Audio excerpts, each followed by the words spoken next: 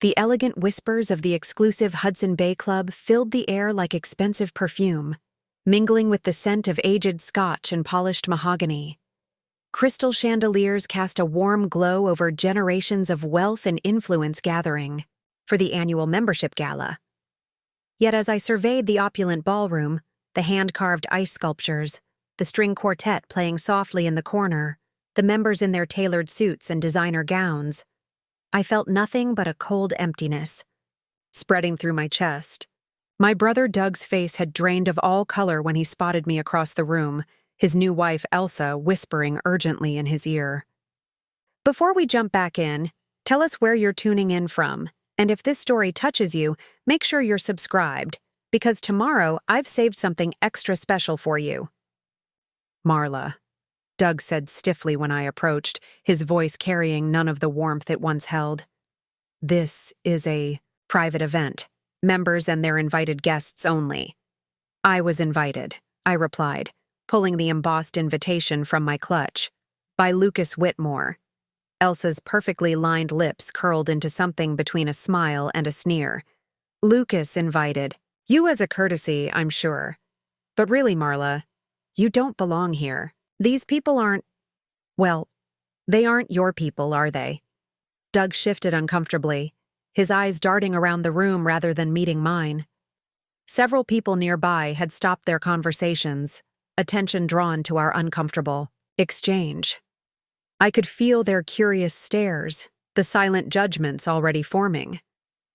I think what Elsa means, Doug added, lowering his voice, is that you might feel more comfortable somewhere else. This club has certain standards. The implication hung in the air between us, sharp and unmistakable. After everything, after all the years, all the sacrifices, all I had done for him, this was how he saw me. As someone who didn't meet the standards, someone who didn't belong. I felt my throat tighten, but no tears came. Instead, a strange calm settled over me as I looked at my brother's face, a face I once knew better than my own, but now seemed to belong to a stranger. You're right, I said finally, my voice steady despite the storm raging inside. I don't belong here, not anymore. I turned and walked away, my heels clicking against the marble floor in perfect rhythm, back straight, head high. What none of them knew, not Doug, not Elsa, not a single soul in that room filled with old money and older prejudices, was that I hadn't come to the Hudson Bay Club that night to fit in or to beg for acceptance. I came because 3 weeks ago, I had purchased it. The story of how I ended up walking out of my brother's life that night didn't begin with an invitation, or even with Elsa. It began much earlier, in the modest 3-bedroom house where Doug and I grew up, children of a hardworking, single father who taught high school mathematics and coached Little League on weekends. We weren't poor, but we weren't wealthy either. We were solidly middle class, with college funds built from overtime hours and family vacations planned around budget motel coupons. What we lacked in luxury, we made up for in closeness. Doug was 4 years older, my protector, my confidant, my hero. When neighborhood kids mocked my secondhand clothes, Doug stood up for me. When I struggled with science projects, he stayed up late helping me. When our father died during my senior year of high school, Doug postponed his own plans to make sure I got through graduation. It's you and me now, Marla, he'd said at the funeral, his arm around my shoulders. We're always going to look out for each other. For years, that promise held. Even as Doug climbed the corporate ladder at Atlantic Capital Partners, becoming the golden boy of New York's financial elite, he never seemed to forget where he came from. Sunday dinners were sacred, holiday traditions maintained. He encouraged me as I built my own path, different from his but no less ambitious. My talent was always in finding potential where others saw nothing. I started small, buying a rundown neighborhood coffee shop with my savings and a small business loan, renovating it myself on weekends, transforming it into a community hub that eventually sold for triple my investment. Then came a struggling boutique hotel, then a historic apartment building facing demolition. I didn't have Doug's Ivy League credentials or his corner office, but I had instinct, grit, and a genuine love for breathing new life into forgotten spaces. When Doug met Elsa Margaret Harrington at a charity gala 3 years ago, something shifted. Elsa came from the kind of family whose name appeared on buildings and hospital wings. She moved through the world with the easy confidence of someone who had never been told no, whose path had been cleared long before she took her first steps. First time we met, at an overpriced restaurant I couldn't afford but Doug insisted on. Her eyes assessed me like I was property with questionable value. Real estate development, she'd said when Doug proudly explained my latest project. How enterprising. Though I imagine it must be difficult without proper connections. Her smile never reached her eyes. My father always says, it's not what you know, but who you know that matters in business. Doug laughed a little too loudly. Marla's always been the scrappy one, doing things her own way. I noticed he didn't defend me. Didn't mention that my scrappy approach had resulted in 3 successful business sales and a growing reputation in Brooklyn's redevelopment circles. I let it go. New relationships required adjustment, I told myself. Doug would find his balance. He didn't. As months passed, our Sunday dinners became monthly brunches. His calls grew shorter, filled with stories about the exclusive world he was entering through Elsa, the clubs, the Hamptons weekends, the private jet excursions. When they got engaged, I threw myself into planning an engagement party that would impress Elsa, spending money I couldn't afford on a venue I knew she would approve of. This is nice, she'd said, glancing around with barely concealed disappointment. Very creative, considering your budget constraints. That night, I overheard her telling friends, Doug's done remarkably well for someone from his background. Of course, there are still some rough edges to smooth out. Family ties can be so complicated. I was the complicated family tie. The rough edge that needed smoothing. The reminder of a background Doug was increasingly eager to forget.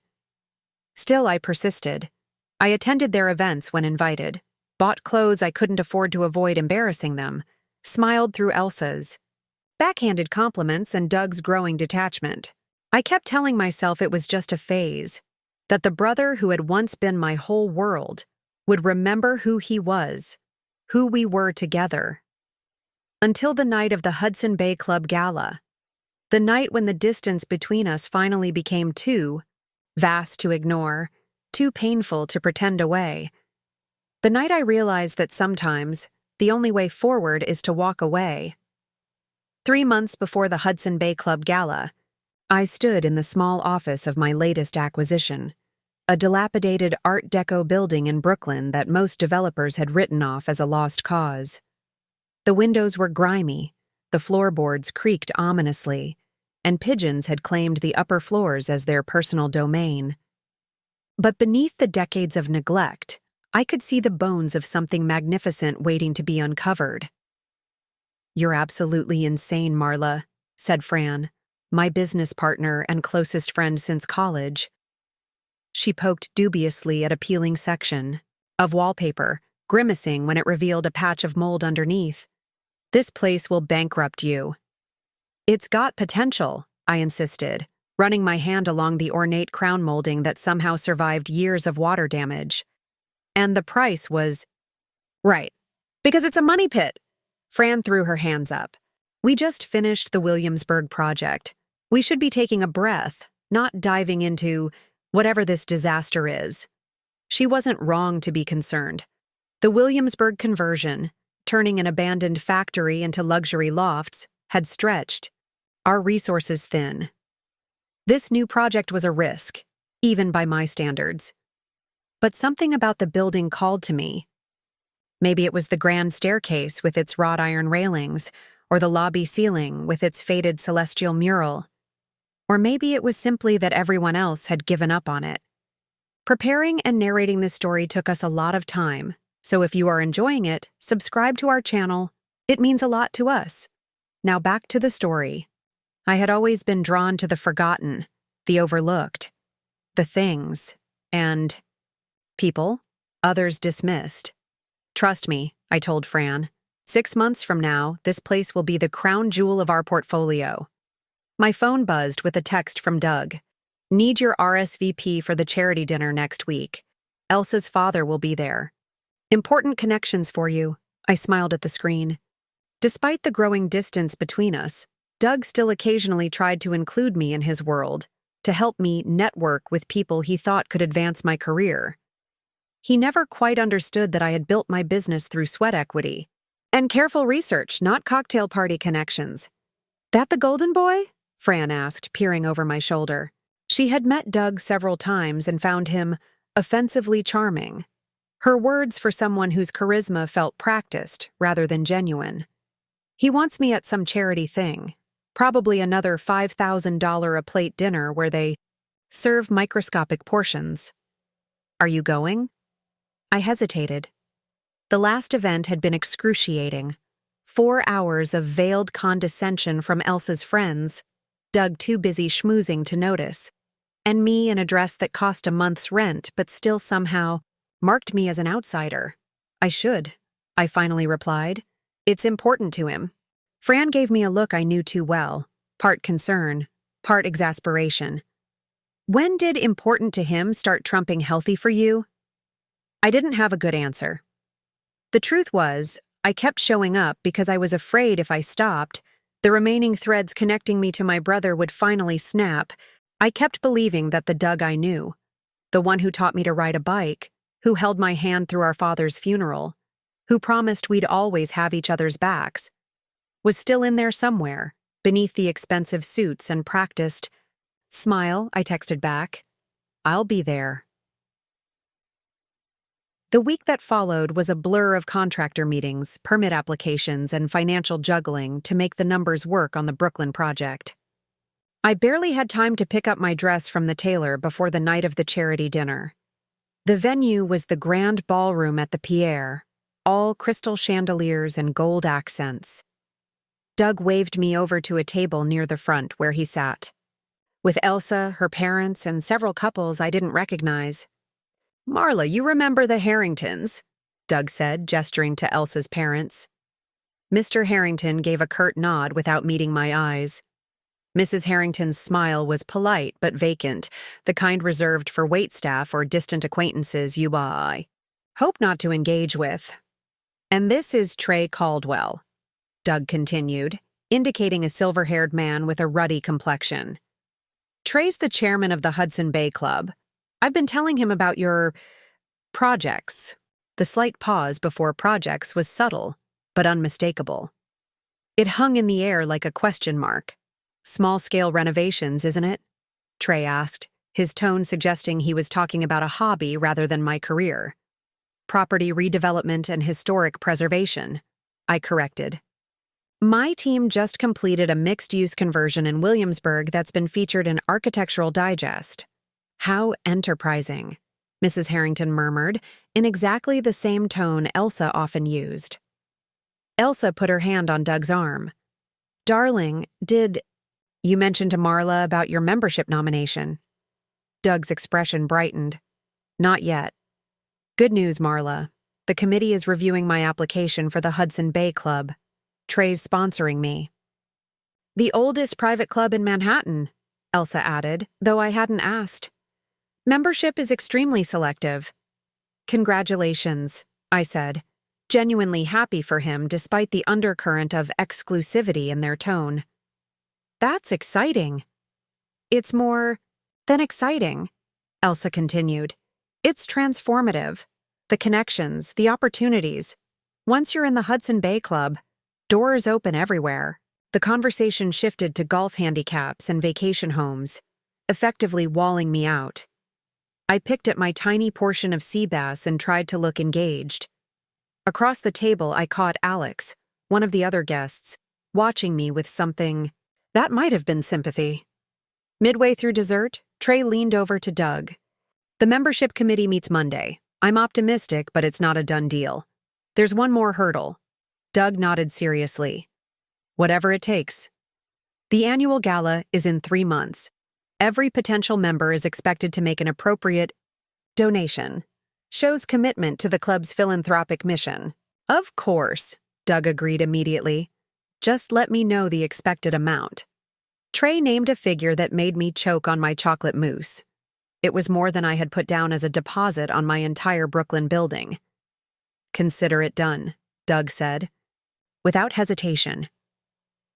I stared at him, wondering when money had become something he could casually promise in such amounts. Later, as we waited for the valet to bring our cars, I asked him, "Is this club really worth that kind of money?" Doug looked at me like I'd spoken in another language. "It's not about the money, Marla. It's about what it represents. Acceptance. Arrival." "Arrival where?" "You've already arrived by any reasonable standard." His expression hardened slightly. "That's the thing. You've never understood this world. There are circles within circles. The Hudson Bay Club it's belonging to something exclusive, something special. Something other people can't have," I translated. "That's a cynical way to look at it." "Is it?" "Because from where I'm standing, you're paying an obscene amount of money to be part of a club that exists primarily to keep people out." The morning after the charity dinner, I woke before dawn, my conversation with Doug replaying in my mind. I slipped out of bed, made a strong cup of coffee, and did what I always did when I needed clarity. I drove to the Brooklyn building before the rest of the world was awake. The neighborhood was still quiet, streetlights casting long shadows as I unlocked the heavy front doors. Inside, I flipped on the temporary work lights we'd installed, illuminating the cavernous lobby. Without the distraction of contractors or Fran's practical concerns, I could listen to what the building wanted to tell me. That's how I'd always approached my work, not just as construction or renovation, but as conversation. These old structures had stories embedded in their foundations, whispered through creaking floorboards and rattling pipes. My job wasn't to impose my vision, but to uncover theirs. I climbed the grand staircase, running my fingers along the banister, feeling the places where generations of hands had worn the wood smooth. On the second floor, tall windows faced east, and I watched the first light of morning filter through grimy glass, casting dappled patterns on the dusty floor. This was my element. Not gleaming ballrooms or exclusive clubs, but forgotten spaces with hidden potential. I'd discovered this talent by accident, really. After our father died and Doug moved to Manhattan to start his finance career, I'd been left with our childhood. Home, too big for one person, filled with memories that cut like glass. Instead of selling, I renovated. Taught myself basic carpentry from YouTube videos, spent weekends at salvage yards hunting for period-appropriate fixtures, transformed the grief-heavy space into something new while honoring what came before. When I finally sold, the profit was unexpected, enough to put a down payment on a small commercial property in need of similar care. One project led to another. I developed an eye for buildings others overlooked, spaces with good bones beneath years of neglect. I learned to navigate zoning laws and building codes, assembled a team of craftspeople who shared my passion for preservation, and slowly built a reputation for thoughtful, sustainable redevelopment. By the time I met Fran at a historic preservation conference, I had completed 3 successful projects. She brought financial expertise to complement my creative vision, and together we scaled the operation into a legitimate development firm. Not the biggest, not the flashiest, but respected in our niche. Our approach was never about maximum profit. We prioritized maintaining architectural integrity, creating mixed-income housing options, and preserving community spaces. We turned dilapidated theaters into art centers, abandoned factories into affordable lofts for working artists, neglected brownstones into multi-family homes that actual families could afford. It wasn't the kind of work that impressed Elsa's crowd at charity galas, but it had earned us features in architectural magazines and a growing waitlist of investors who appreciated our ethical approach to urban development. Standing in that empty building as dawn broke over Brooklyn, I felt a familiar sense of purpose washing over me. This was what I was meant to do, this careful balance of preservation and progress, this transformation of forgotten spaces into something beautiful and useful again. My phone vibrated in my pocket, an email notification from Alex, the man I met briefly at the charity dinner. The subject line read, "Interesting opportunity, confidential." I opened it, curious. "Marla, we didn't get much chance to talk last night, but I was impressed by what little I heard about your work. I'm part of an investment group looking at some unique properties, and I think your approach might be exactly what we need. There's a particular opportunity I'd like to discuss in confidence. Are you available for coffee this week? Alex Morgan. Horizon Capital Partners. I recognize the firm name, a boutique investment company known for unconventional projects. Unlike the massive private equity firms that flipped properties for quick profit, Horizon had a reputation for long-term vision and community-minded development. I replied immediately, suggesting a coffee shop near my office for later that day. Mid-morning, the building was alive with activity, contractors measuring and marking, an environmental team testing for asbestos, Fran pacing the lobby with her phone pressed to her ear, negotiating with potential retail tenants for the ground floor. The structural engineer's report came back, she announced when she finished her call. Foundation's solid, but the roof is worse than we thought. Another 100,000 minimum. I winced. Our budget was already stretched thin. We'll figure it out, I said. Maybe scale back the finishes on the upper floors or phase the roof repair. Fran gave me a skeptical look. Or we could accept that developer's offer. They called again this morning, added another $1 million to their bid. I shook, my head firmly. They'll gut it, throw up cheap partitions, and charge luxury prices for glorified shoeboxes. That's not what this building deserves. Buildings don't have feelings, Marla. Maybe not. But communities do. And this neighborhood doesn't need another soulless luxury conversion that prices out everyone who actually lives here. Fran sighed but didn't argue further. She knew this was a fundamental principle for me. We developed properties, yes, but with respect for their history and the neighborhoods they anchored. It wasn't just business. It was a responsibility. That afternoon, I met Alex at the coffee shop, expecting a brief introduction before scheduling a more formal meeting. Instead, our conversation stretched to nearly 3 hours as he outlined a project that made my Brooklyn building seem simple by comparison. The Hudson Bay Club, he said, leaning forward, voice low despite the cafe's ambient noise. It's not public knowledge, but it's in serious financial trouble. My surprise must have shown on my face. That can't be right. They just recruited my brother with some astronomical membership fee. Alex nodded. That's part of the problem. The club's leadership has been chasing cash by recruiting new members, but the building itself is failing. The last 3 presidents deferred major maintenance to keep annual dues artificially low. Now they're facing millions in required repairs, with insufficient reserves to cover it. And your investment group is looking to what? Bail them out? Not exactly. He slid a folder across the table. We're looking to acquire it entirely, but quietly. If news of their financial situation leaks, the property value plummets. The current board is desperate for a solution that saves face. I opened the folder to find architectural drawings of the Hudson Bay Club building, a magnificent Beaux-Arts structure in Midtown Manhattan. 6 stories of limestone and marble with ornate detailing that would cost a fortune to replicate today. It's an incredible building, I admitted. But why come to me? This is well beyond my usual scale. Alex smiled. That's precisely why. Every major developer in New York would gut the interior and convert it to luxury condos or a boutique hotel. But your reputation suggests you'd find a more creative approach, one that might preserve some of the building's heritage while giving it new purpose. I studied the drawings more carefully, mind already racing with possibilities. The grand ballroom, where wealthy members now gathered for exclusive events could become a public concert venue. The reading rooms could house a community library. The private dining rooms could transform into affordable co-working spaces for nonprofit organizations. The current board would never agree to that kind of democratization, I said finally. They might not have a choice.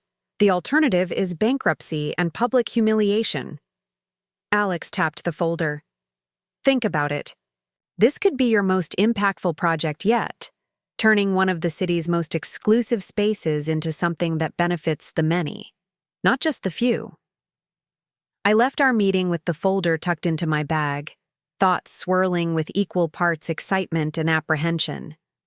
The scope was daunting, the politics complicated, the financial requirements far beyond anything I'd previously managed. And then there was Doug. Pursuing membership in a club I was now considering purchasing and fundamentally transforming. The irony wasn't lost on me. That Sunday, I drove to Doug's Westchester home for our monthly brunch, a tradition that had replaced our weekly dinners after he and Elsa moved from the city to a sprawling colonial with manicured grounds and a 3-car garage. The house was beautiful, certainly, but it always felt more like a showpiece than a home. Too perfect, too curated, too empty of the small messes that indicate actual living. Elsa opened the door in crisp white linen pants and a silk blouse that probably cost more than my monthly mortgage payment. "Marla," she said with practiced warmth. "How lovely." The dining room table was set with delicate china and fresh flowers. Doug was on the terrace, taking a work call despite it being Sunday morning. He waved at me through the French doors but made no move to end his conversation. "Can I help with anything?" I asked, following Elsa to the kitchen where a catering service was quietly arranging platters of smoked salmon and fresh fruit. "Everything's under control," she replied, the subtle implication being that my help wasn't needed or wanted. "Douglas will be finished momentarily. Mimosa?" I accepted the offered champagne flute, wondering when my brother had become Douglas instead of Doug. It was one of many small transformations I'd observed over the past 2 years. The way he'd replaced his warm laugh with a restrained chuckle, how he now checked his watch during conversations as if perpetually needed elsewhere, his newfound habit of name-dropping acquaintances at every opportunity. When he finally joined us, sliding his phone into the pocket of his tailored slacks, his smile was warm but distracted. "Sorry about that. Tokyo Market's opening." "On Sunday?" I asked. "Markets never sleep, especially now that we're expanding the Asia division." He sat at the head of the table while the caterer began serving. "How's your latest project? The Brooklyn thing?" "It's coming along. We found original mosaic floors under the lobby carpeting. Probably early 1920s work that's been covered up for decades." Elsa made a polite noise of interest while examining her fruit plate. "Preservation must be so rewarding. All that history." "It is," I said, refusing to rise to whatever subtle barb lurked beneath her tone. "Actually, I might be looking at a new opportunity, something bigger than my usual scale." Doug perked up at this. "Really? What kind of property?" I hesitated, not ready to mention the Hudson Bay Club, a historic building in Manhattan. Significant restoration needs, but incredible potential.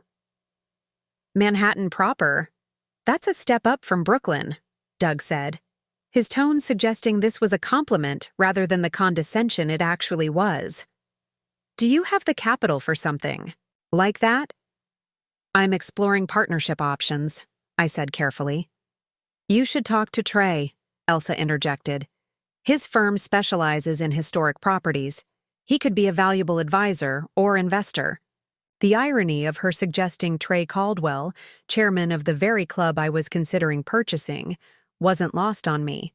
I smiled non-committally. "Speaking of Trey," Doug continued, "we have fantastic news. The membership committee approved my application to the Hudson Bay Club. We're being formally inducted at the annual gala." "That's wonderful," I said, genuinely happy for his excitement despite my mixed feelings about the club itself. Congratulations! It's a tremendous honor, Elsa added, reaching for Doug's hand across the table. Only 3 new members were accepted this year. Trey says it's the most exclusive cohort in decades. Doug turned to me, his expression unusually earnest. I'd really like you to be there, Marla, at the gala. The invitation surprised me. These exclusive events weren't typically where Doug wanted me visible. Are you sure? It sounds very selective. That's why it's important to me, he insisted. This is a significant moment in my life. I want my sister there. Something in his voice, a trace of the old Doug perhaps, made my heart twist. Despite everything, despite the growing distance between us, he was still my brother. And in that moment, he wanted me present for something that mattered to him. Of course I'll be there, I promised. The conversation drifted to other topics: Elsa's charity committee, Doug's upcoming business trip to Singapore, neighborhood gossip about which tech executive had just purchased the property down the road. I contributed where I could, but increasingly felt like a visitor from another planet, observing customs I could mimic, but never truly understand. As brunch concluded, I helped clear the table despite Elsa's insistence that the caterers would handle it. In the kitchen, away from Elsa's monitoring gaze, Doug asked quietly, "Are you really okay? You seem, I don't know, distant today?" The question caught me off guard. It had been months since he'd asked anything about my emotional state. Longer, still, since he'd seemed to notice when something was weighing on me. "I'm fine," I assured him, "just a lot on my mind with work." He nodded, then surprised me by adding, "Dad would be proud of you, you know, what you've built on your own." The unexpected reference to our father, a topic we rarely broached anymore, made my throat tighten. He'd be proud of both of us. I'm not so sure. A shadow crossed Doug's face. Sometimes I wonder what he'd make of all this. He gestured vaguely at the perfect kitchen, the catering staff, the manicured view through the window. For a brief moment, I glimpsed my actual brother beneath the polished exterior, the boy who had played catch with me in our modest backyard, who had helped me with math homework at our scratched kitchen table, who had promised at our father's funeral that we would always look out for each other. "He'd want you to be happy," I said softly. "That's all he ever wanted for us." Doug's phone buzzed again, breaking the moment. He glanced at it and sighed. "I need to take this. I'm sorry." "It's fine," I assured him, though it wasn't. "I should get going anyway." As I drove back to the city, I found myself thinking about the Hudson Bay Club proposal. Alex had emailed additional materials, financial projections, architectural assessments, potential funding structures. The opportunity was compelling, the vision exciting. But now, knowing how much Doug's membership meant to him, I faced a complicated ethical question. If I moved forward with the acquisition, I would inevitably transform the very institution Doug was so proud to join. The exclusivity he valued would be dismantled, replaced by something more accessible, more democratic. Was I willing to undermine something that clearly mattered so much to my brother, even if I believed the transformation served a greater good? By the time I reached my apartment, I had my answer. The Hudson Bay Club represented everything I stood against in my professional life. Spaces designed to exclude, resources hoarded rather than shared, history preserved only for those who could afford the price of admission. If the choice was between my principles and Doug's social aspirations, I knew where I had to stand. I called Alex and told him I was interested in pursuing the acquisition, but with one condition: absolute confidentiality, until the deal was finalized. No one, especially not current club members or those awaiting induction, could know what was coming. "That's already our plan," Alex assured me. "The current board is equally motivated to keep this quiet. If members get wind of the financial Troubles? There could be a mass exodus that tanks the property value overnight. Then I'm in, I said, making a decision that would irrevocably alter my relationship with my brother, though I didn't yet realize just how completely. 2 weeks after agreeing to pursue the Hudson Bay Club acquisition, I found myself sitting in a sleek conference room at Horizon Capital Partners, surrounded by financial projections and property assessments.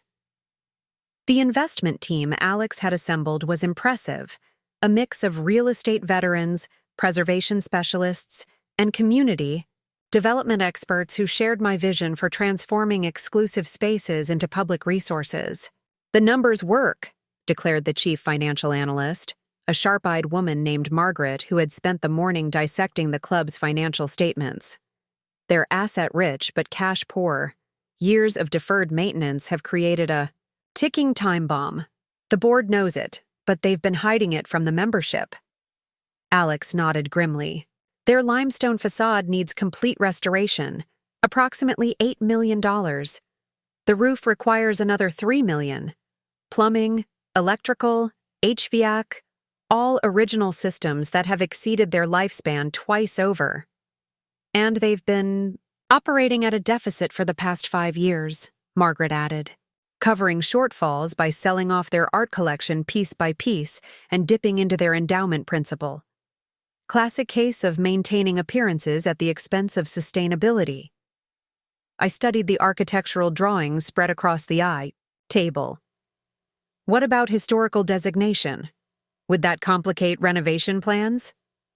"The exterior is protected," confirmed the preservation specialist, "but the interior has been significantly altered over the decades, so we have considerable latitude for adaptive reuse inside the building." The meeting continued for hours, diving deep into financial structures, construction timelines, and community engagement strategies. By the end, we had the outline of a plan: form a special purpose entity to acquire the property, secure historic preservation tax credits to offset restoration costs, and phase the transformation to generate revenue even during construction. "The board has tentatively agreed to a confidential exploration period," Alex explained as the meeting concluded. "We'll have 30 days to complete due diligence before making a formal offer. If all goes well, we could close within 3 months. 3 months. Just in time for the annual gala, where Doug would be inducted as a member. The timing wasn't lost on me, but I pushed the thought aside. This was business, not personal. The fact that my brother's social aspirations might be collateral damage was unfortunate, but unavoidable. As I left the Horizon offices, my phone buzzed with a text from Elsa. "Dress fitting for the gala next Tuesday. I've taken the liberty of scheduling you at Bergdorf's. The personal shopper will help you find something suitable." I stared at the message, equal parts annoyed and amused by her presumption, as if I couldn't dress myself appropriately without her intervention. Still, declining would only create tension, and I needed to maintain normal appearances during the due diligence period. "Thanks. What time?" I replied, swallowing my pride. 3 days later, I was standing on a pedestal in Bergdorf Goodman's exclusive personal shopping suite, surrounded by mirrors while a rail-thin stylist named Claude assessed me with clinical detachment. "The gala has a specific aesthetic," he explained, circling me like a fashion predator. "Not just formal, historically informed. The Hudson Bay Club values tradition above all." "I'm familiar with formal events," I assured him, trying not to sound defensive. His arched eyebrow suggested he thought otherwise. "Elsa mentioned you might need comprehensive guidance." Of course she had. Before I could respond, the dressing room door opened, and Elsa herself glided in, immaculate in a camel cashmere coat. "I thought I'd surprise you," she announced, air-kissing my cheek. "Shopping is so much more fun with company." Her unexpected appearance immediately transformed the atmosphere. Claude snapped to attention, his manner shifting from condescending to obsequious. "Mrs. Harrington, what a pleasure. I've pulled several options based on your guidance." Elsa settled onto a velvet sofa, crossing her legs elegantly. Wonderful. Nothing too fashion-forward. The club appreciates classic silhouettes. I bit my tongue as they discussed me as if I weren't present. My coloring, my figure challenges, my apparent inability to navigate high society without supervision. Elsa vetoed several dresses I actually liked, steering me toward conservative options in muted tones. "We want you to blend in," she explained with practiced kindness. "The focus should be on Douglas and the other inductees, not on their guests." "I'm not just a guest," I pointed out. "I'm his sister." "Of course," she conceded, her smile tightening slightly. "All the more reason to ensure you reflect well on him. First impressions at the club are crucial. They establish how people see you forever." As I tried on the 7th dress, an understated navy column that Elsa deemed suitable, she elaborated on the significance of the gala. "It's not just a social event. It's the formal introduction to a network that will define Douglas's future. The people he meets there, the connections he makes, they'll open doors even money can't buy." "It sounds very transactional," I observed. Elsa's laugh was like glass breaking. "That's such a Brooklyn perspective. It's not transactional, it's cultural. These relationships are built on shared values, shared backgrounds, shared understanding of how the world works." "And what happens if you don't share those backgrounds?" I asked, meeting her eyes in the mirror. Her smile remained fixed, but her gaze cooled. "Then you adapt." Douglas understood that from the beginning. It's why he's thrived. The implication hung in the air between us. "Unlike you." "Some might call that reinvention," I suggested. "I call it evolution," she countered smoothly. Douglas recognized opportunities to elevate himself beyond his origins. Not everyone has that vision. I turned away from the mirror, facing her directly. "Those origins include me, you know, his only family." For a moment, genuine surprise flashed across her face, as if this obvious connection had never occurred to her. Then her expression settled back into polite neutrality. "Family is important," she allowed. "But so is progress. Douglas has worked incredibly hard to position himself where he is now. The Hudson Bay Club membership is the culmination of years of careful networking and reputation building." "And a very large check?" I added. Her eyes narrowed fractionally. "The financial component is merely a demonstration of commitment. What matters is acceptance by the existing membership. Do you have any idea how difficult that is? How selective they are?" I thought of the club's crumbling infrastructure hidden behind its imposing facade, its dwindling finances concealed by its aura of exclusivity. The perfect metaphor for the world Elsa inhabited, impressive from the outside, hollow at the core. "I think I'm beginning to understand," I said quietly. She seemed satisfied by this response, mistaking my meaning entirely. "Good. Then you understand. Why this gala is so important to Douglas. Why everything needs to be perfect." After we settled on the navy dress, and matching shoes, clutch, and subtle jewelry that together cost more than 3 months of my mortgage, Elsa insisted on taking me to lunch at the store's restaurant. Over overpriced salads, she shifted to what was clearly her actual agenda. "Douglas mentioned you're considering a Manhattan project," she said, delicately spearing a piece of radicchio. "Something significant." I maintained a neutral expression. "It's still very preliminary." "He worries about you overextending yourself," she continued. "Manhattan development is a different league entirely from Brooklyn renovations." "I'm aware of the differences," I replied evenly. "Of course you are." Her tone was placating. "It's just that Douglas has connections who could guide you. Trey, for instance, has expressed interest in mentoring promising developers. He could introduce you to the right investors, the right architects." "I appreciate the thought," I interrupted, "but I have my own network and my own approach to development that might not align with Trey's vision."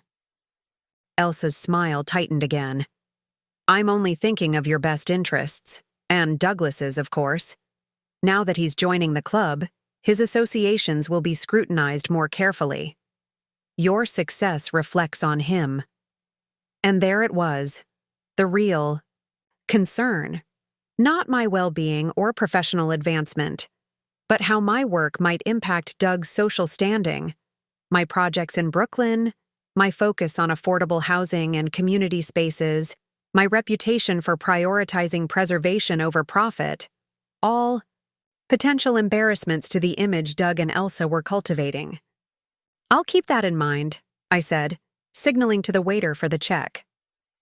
In the weeks following our shopping expedition, I threw myself into the Hudson Bay Club acquisition with renewed determination. The due diligence process was more complex than any project I'd previously undertaken. Layers of financial records to analyze, structural assessments to review, legal complications to navigate. The club's century-old charter contained restrictive covenants that would need to be carefully addressed in any ownership transition. Meanwhile, Fran managed our Brooklyn renovation, sending daily updates and occasionally pointed reminders that I was stretching myself thin. You can't run two major projects simultaneously, she warned during one of our check-ins. Something will suffer. I've got it under control, I insisted, even as my apartment became a chaotic nest of blueprints, financial projections, and takeout containers. What I didn't have under control was my relationship with Doug. Our text exchanges grew increasingly strained and infrequent. Twice he suggested dinner plans that I had to decline due to late meetings with the Horizon team. When I proposed alternative dates, his responses came days later with vague excuses about work commitments or obligations to Elsa's family. The distance between us expanded into a chasm, seemingly wider each time we interacted. It wasn't just logistics. There was a fundamental tension growing, though Doug couldn't possibly know its true source. 3 weeks before the gala, I received an unexpected call from Trey Caldwell himself. Marla, he boomed through the speaker, his voice carrying the easy confidence of someone accustomed to universal deference. Your brother speaks highly of your development work. I understand you're considering a Manhattan project? My heart stuttered. Had our confidential exploration leaked somehow? I chose my words carefully. I'm always evaluating opportunities, Mr. Caldwell. Trey, please, he corrected smoothly. Listen, I'd like to discuss some possibilities with you. Perhaps over lunch? My club tomorrow at 1? The invitation to the Hudson Bay Club, the very property I was secretly preparing to acquire, carried a surreal irony. Prudence suggested declining, but curiosity won out. What better opportunity? To inspect the property firsthand? I'd be delighted, I responded, adding a note to my calendar while anxiety churned in my stomach. The next day, I arrived at the imposing limestone entrance of the Hudson Bay Club precisely at 1 o'clock. The doorman, a silver-haired man with impeccable posture, examined me with barely concealed skepticism before confirming my appointment. Mr. Caldwell is waiting in the Fitzgerald room, he informed me, summoning a young man in a crisp uniform who led me through the main lobby. Despite having studied the architectural plans extensively, nothing prepared me for the physical reality of the space. Soaring ceilings with elaborate plasterwork, marble floors worn to a soft luster by a century of expensive shoes, mahogany paneling that gleamed with the deep patina only time can create. The atmosphere was hushed, reverent, more cathedral than social club, yet my trained eye caught the subtle signs of deterioration beneath the grandeur. Hairline cracks in the ceiling medallions, water stains artfully concealed behind strategic artwork, a slight unevenness in the floor that suggested settling foundation issues. The Fitzgerald room proved to be a wood-paneled sanctuary overlooking Bryant Park. Trey rose from a leather armchair as I entered, extending his hand with practiced warmth. Marla. Excellent. Right on time. He gestured to the chair opposite his. I've taken the liberty of ordering for us. The club's Dover sole is not to be missed. I sat, noting the absence of menus or prices, a world where choice was curated and cost irrelevant. Thank you for the invitation. The building is extraordinary. Since 1893, he confirmed with proprietary pride. The membership roster reads like a who's who of American history. Roosevelt was a member, both of them actually. A waiter appeared silently at my elbow, pouring water into a crystal glass while another placed a napkin across my lap. The choreography of service was flawless, practiced over decades. Your brother will be an excellent addition to our ranks, Trey continued. Douglas has the right sensibilities for the club. I smiled non-committally, wondering what sensibilities meant in this context. Wealth, certainly. Ambition. Willingness to conform. Now, about your Manhattan ambitions, he segued smoothly. Elsa mentioned you're exploring opportunities. I admire entrepreneurial spirit, but Manhattan development is a shark tank for newcomers. The right introductions are essential. I appreciate your concern, I replied carefully. But I've been in real estate development for nearly a decade. I understand. The landscape? Trey's smile remained fixed, but his eyes cooled slightly. Brooklyn brownstones and community centers are charming projects, Marla. But Manhattan is a different ecosystem entirely. The capital requirements alone would be prohibitive without the right partners. The condescension in his tone was unmistakable. Before I could respond, our first course arrived. A delicate arrangement of seafood that probably cost more than what I typically spent on groceries for a week. I've assembled a list of potential investors who might consider supporting a properly structured project, Trey continued, sliding a folded paper across the table. With my recommendation, of course. I glanced at the list. A who's who of developers known for luxury high-rises and commercial properties that prioritized maximum return over community impact. The exact opposite of my development philosophy. This is thoughtful, I said, tucking the paper into my bag. Though my approach tends toward preservation and mixed-use development rather than luxury conversions. Trey's laugh was indulgent, as if I'd said something charmingly naive. Noble sentiments, but ultimately impractical in this market. Manhattan real estate isn't about sentiment. It's about return on investment.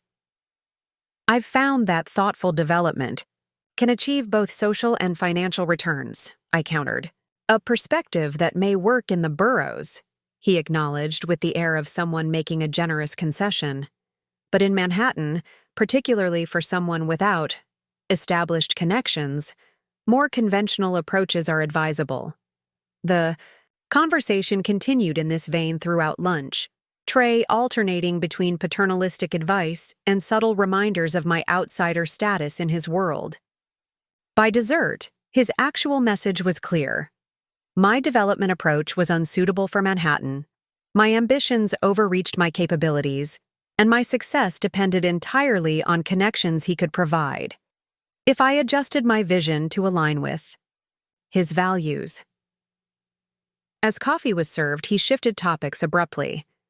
I understand you'll be attending the annual gala as Douglas's guest. I nodded, surprised by the change in subject. Yes, he was kind enough to invite me. The gala is our most significant tradition.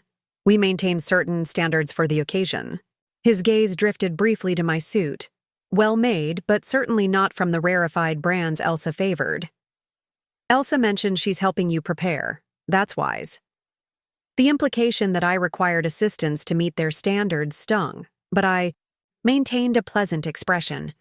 She's been very involved in the process. Douglas is fortunate to have found her, Trey observed. She understands our world intuitively, navigates it flawlessly. Unlike some of us, I suggested, unable to resist the subtle provocation. Trey's smile didn't waver. We each have our natural environments, Marla. The club represents a particular tradition, a specific set of values. Not everyone finds it comfortable, nor should they. Exclusivity is our defining characteristic. And what exactly are you excluding? I asked, meeting his gaze directly. For a moment, surprise flickered across his features. Perhaps at my directness, perhaps at my willingness to challenge the premise of his beloved institution. Then his expression settled back into practiced affability, not excluding, curating, preserving a certain approach to life, business, society, maintaining standards in a world increasingly devoid of them. He set down his coffee cup with precision. Your brother recognizes the value of these traditions, embraces them. It's why he'll thrive here. The subtext was crystal clear. Unlike you. As we concluded lunch, Trey walked me through additional rooms.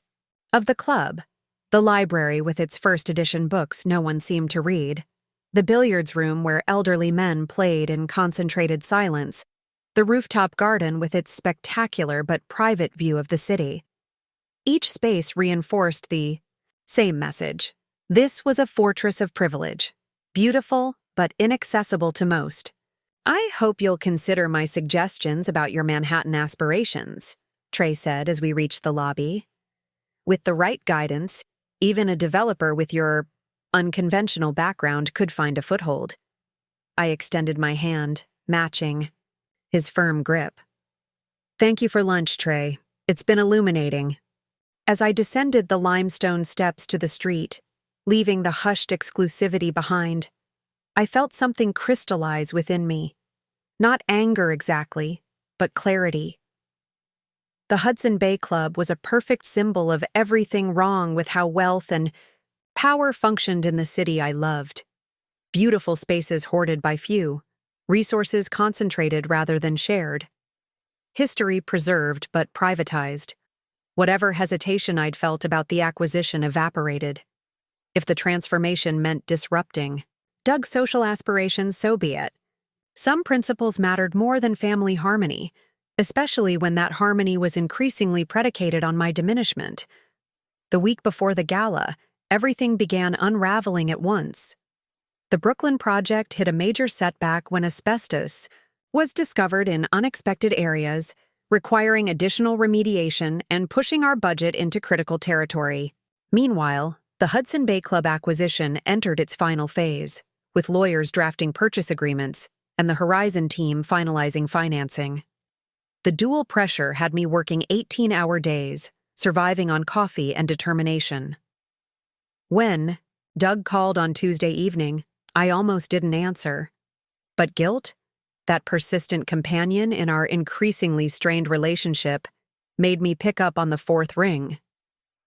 Hey, stranger, he said, his tone attempting lightness but landing somewhere, closer to accusation.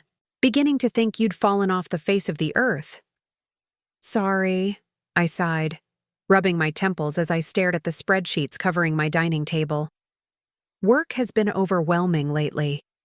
Too overwhelming for your only brother? Mom would be disappointed. The casual invocation of our mother, dead 15 years now, hit like a low blow. That's not fair, Doug. Neither is being ghosted for weeks. The gala is Saturday.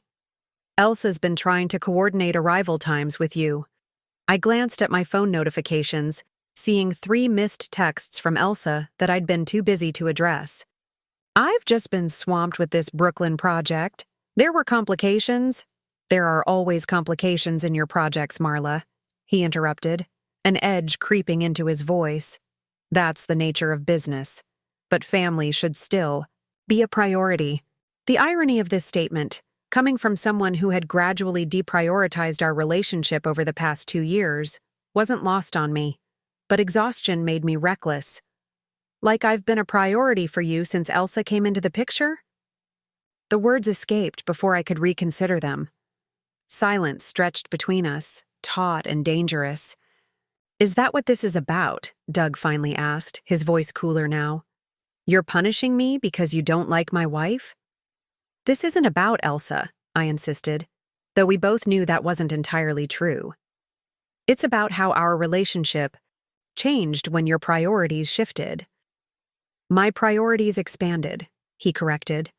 I built a life with someone I love. That doesn't diminish my relationship with you, unless you force that outcome. I closed my eyes, trying to marshal my thoughts. This conversation was veering into territory we'd carefully avoided for years, and my depleted state made me ill-equipped to navigate it diplomatically. "Look, I'm sorry I've been hard to reach," I conceded. "The gala is important to you and I'll be there. Text me the details and I'll make it work." "That's it?" Doug pressed. "We're overdue for a real conversation, Marla. And we'll have it. But right now, I have contractors waiting on decisions that affect whether dozens of people get paid this week. Can we table this until after the gala?" Another silence. This one resigned. "Fine, but we're not letting this go. Something's been off between us for too long." After we hung up, I sat staring at my phone, a familiar guilt settling into my chest. Doug wasn't wrong. Something had been off between us, and it wasn't solely his fault. My resentment of Elsa's influence had created a defensive distance. My judgment of his social climbing had erected barriers. My secret pursuit of the Hudson Bay Club acquisition represented the ultimate betrayal of his trust. For the first time, I confronted the full implications of what I was doing. Within weeks, the club Doug had worked so hard to join, the membership he viewed as the culmination of his social ascent, would be fundamentally transformed. The exclusivity he valued would be dismantled. The traditions he admired would be reimagined, and I would be responsible. I reached for my phone, briefly considering calling Alex to back out of the deal. But the moment passed. The acquisition wasn't just about Doug, or even about my complicated feelings regarding his choices. It was about transforming a space of privilege into something more equitable, more accessible, about preserving architectural heritage while reimagining its purpose for a broader community. My principles against my brother's aspirations. The choice felt impossible, yet I'd already made it. Friday evening, the night before the gala, brought the next crisis. I was at the Brooklyn site, reviewing remediation plans with the environmental team, when Alex called. "We have a problem," he said without preamble. One of the board members leaked information about the acquisition discussions. My stomach dropped. "How bad is it?" "Not catastrophic yet. It's still internal, contained to select club leadership and the membership committee. But the current understanding is incomplete and causing panic. They know there's a buyer, but not our full vision for the space." "So they think it's a typical developer planning to gut the place?" I asked, already seeing the dominoes falling. "Exactly. There's talk of marshaling resources for a competing bid, organizing member opposition. Trey Caldwell is apparently leading the charge." Of course he was. "What do we do?" "We need to accelerate our timeline. The formal offer goes out Monday morning, before they can organize meaningful resistance, but we should expect the weekend to be turbulent." The implications hit me immediately. "The gala is tomorrow night." "I know," Alex acknowledged. "Probably best to maintain distance from the club until this is resolved. Any chance you can skip it?" I closed my eyes, remembering Doug's voice on the phone, his insistence that I be there for this milestone. "Not without raising questions I can't answer yet." "Then be careful. If Caldwell connects you to Horizon or gets wind of your involvement." "I understand. I'll keep a low profile." After hanging up, I leaned against the construction trailer, anxiety churning in my stomach. The timing couldn't be worse. Just as the acquisition reached its most delicate phase, I was expected to spend an evening in the very heart of the institution I was secretly planning to transform, surrounded by people who would view that transformation as an attack on their way of life, including my brother. By Saturday evening, I was a bundle of nerves disguised in expensive navy silk. The dress Elsa had selected hung perfectly. My hair was professionally arranged, my makeup flawless. I looked exactly as she had intended, appropriately elegant, intentionally unmemorable. A suitable sister for a new member, neither embarrassing nor attention-grabbing. Doug and Elsa had arranged for a car service to collect me, another detail ensuring I would arrive exactly as scheduled, neither early enough to wander unsupervised nor late enough to draw notice. The message was clear. My presence was desired but carefully managed. As the car glided toward Midtown, I received a text from Alex. Board emergency meeting in progress. Caldwell rallying opposition. Maintain cover at all costs. My hands trembled slightly as I deleted the message. Whatever was happening behind the scenes at the club, I was now headed directly into its epicenter, carrying secrets that could detonate my brother's social aspirations and possibly our relationship. The car pulled up to the limestone entrance just as Doug and Elsa were arriving in a separate vehicle. Elsa looked stunning in a champagne gown that probably cost more than my car, her hair arranged in an elegant updo that emphasized her swan-like neck. Doug, handsome in his tuxedo, seemed tense but excited, a man on the threshold of achieving something he'd long desired. Right on time, Elsa approved, air-kissing my cheek. The dress is perfect. You look appropriate. From her, this constituted high praise. Doug hugged me tightly, whispering, "Thank you for being here. It means more than you know." His sincerity caught me off guard, stirring a fresh wave of guilt. Whatever our differences, whatever the distance that had grown between us, he genuinely wanted his sister present for this moment. And I was here under false pretenses, harboring plans that would undermine everything this night represented to him. As we ascended the limestone steps toward the entrance, Doug placed a hand on my arm. "Tonight is special, Marla. I want you to see what I've been working toward, to understand why it matters so much." The earnestness in his eyes made my chest ache. "I'm happy for you, Doug. Really. I know we've drifted apart," he continued, his voice low enough that Elsa, walking slightly ahead, couldn't hear. "After tonight, let's fix that. Family is too important." Before I could respond, we reached the top of the steps where Trey Caldwell stood greeting arrivals, his face a mask of cordial hospitality despite whatever turmoil was occurring behind the scenes. "Douglas! Elsa!" he exclaimed warmly. "The hour of celebration has arrived." His gaze shifted to me, and though his smile remained fixed, something cold flickered in his eyes. "And Marla, how nice of you to support your brother on this auspicious occasion." As we stepped across the threshold into the grand lobby, I couldn't shake the feeling that I was walking into the lion's den, carrying secrets that could destroy everything my brother had built, and possibly our relationship along with it. The Burr. Hudson Bay Club's grand ballroom exceeded even the most extravagant spaces I'd encountered in my years of architectural work. Soaring 30-foot ceilings featured hand-painted murals of classical scenes, illuminated by crystal chandeliers that had reportedly once hung in European palaces. Marble columns ringed the perimeter, while the inlaid wood dance floor gleamed, with a mirror-like finish. Every detail exuded calculated opulence, wealth not as comfort but as spectacle.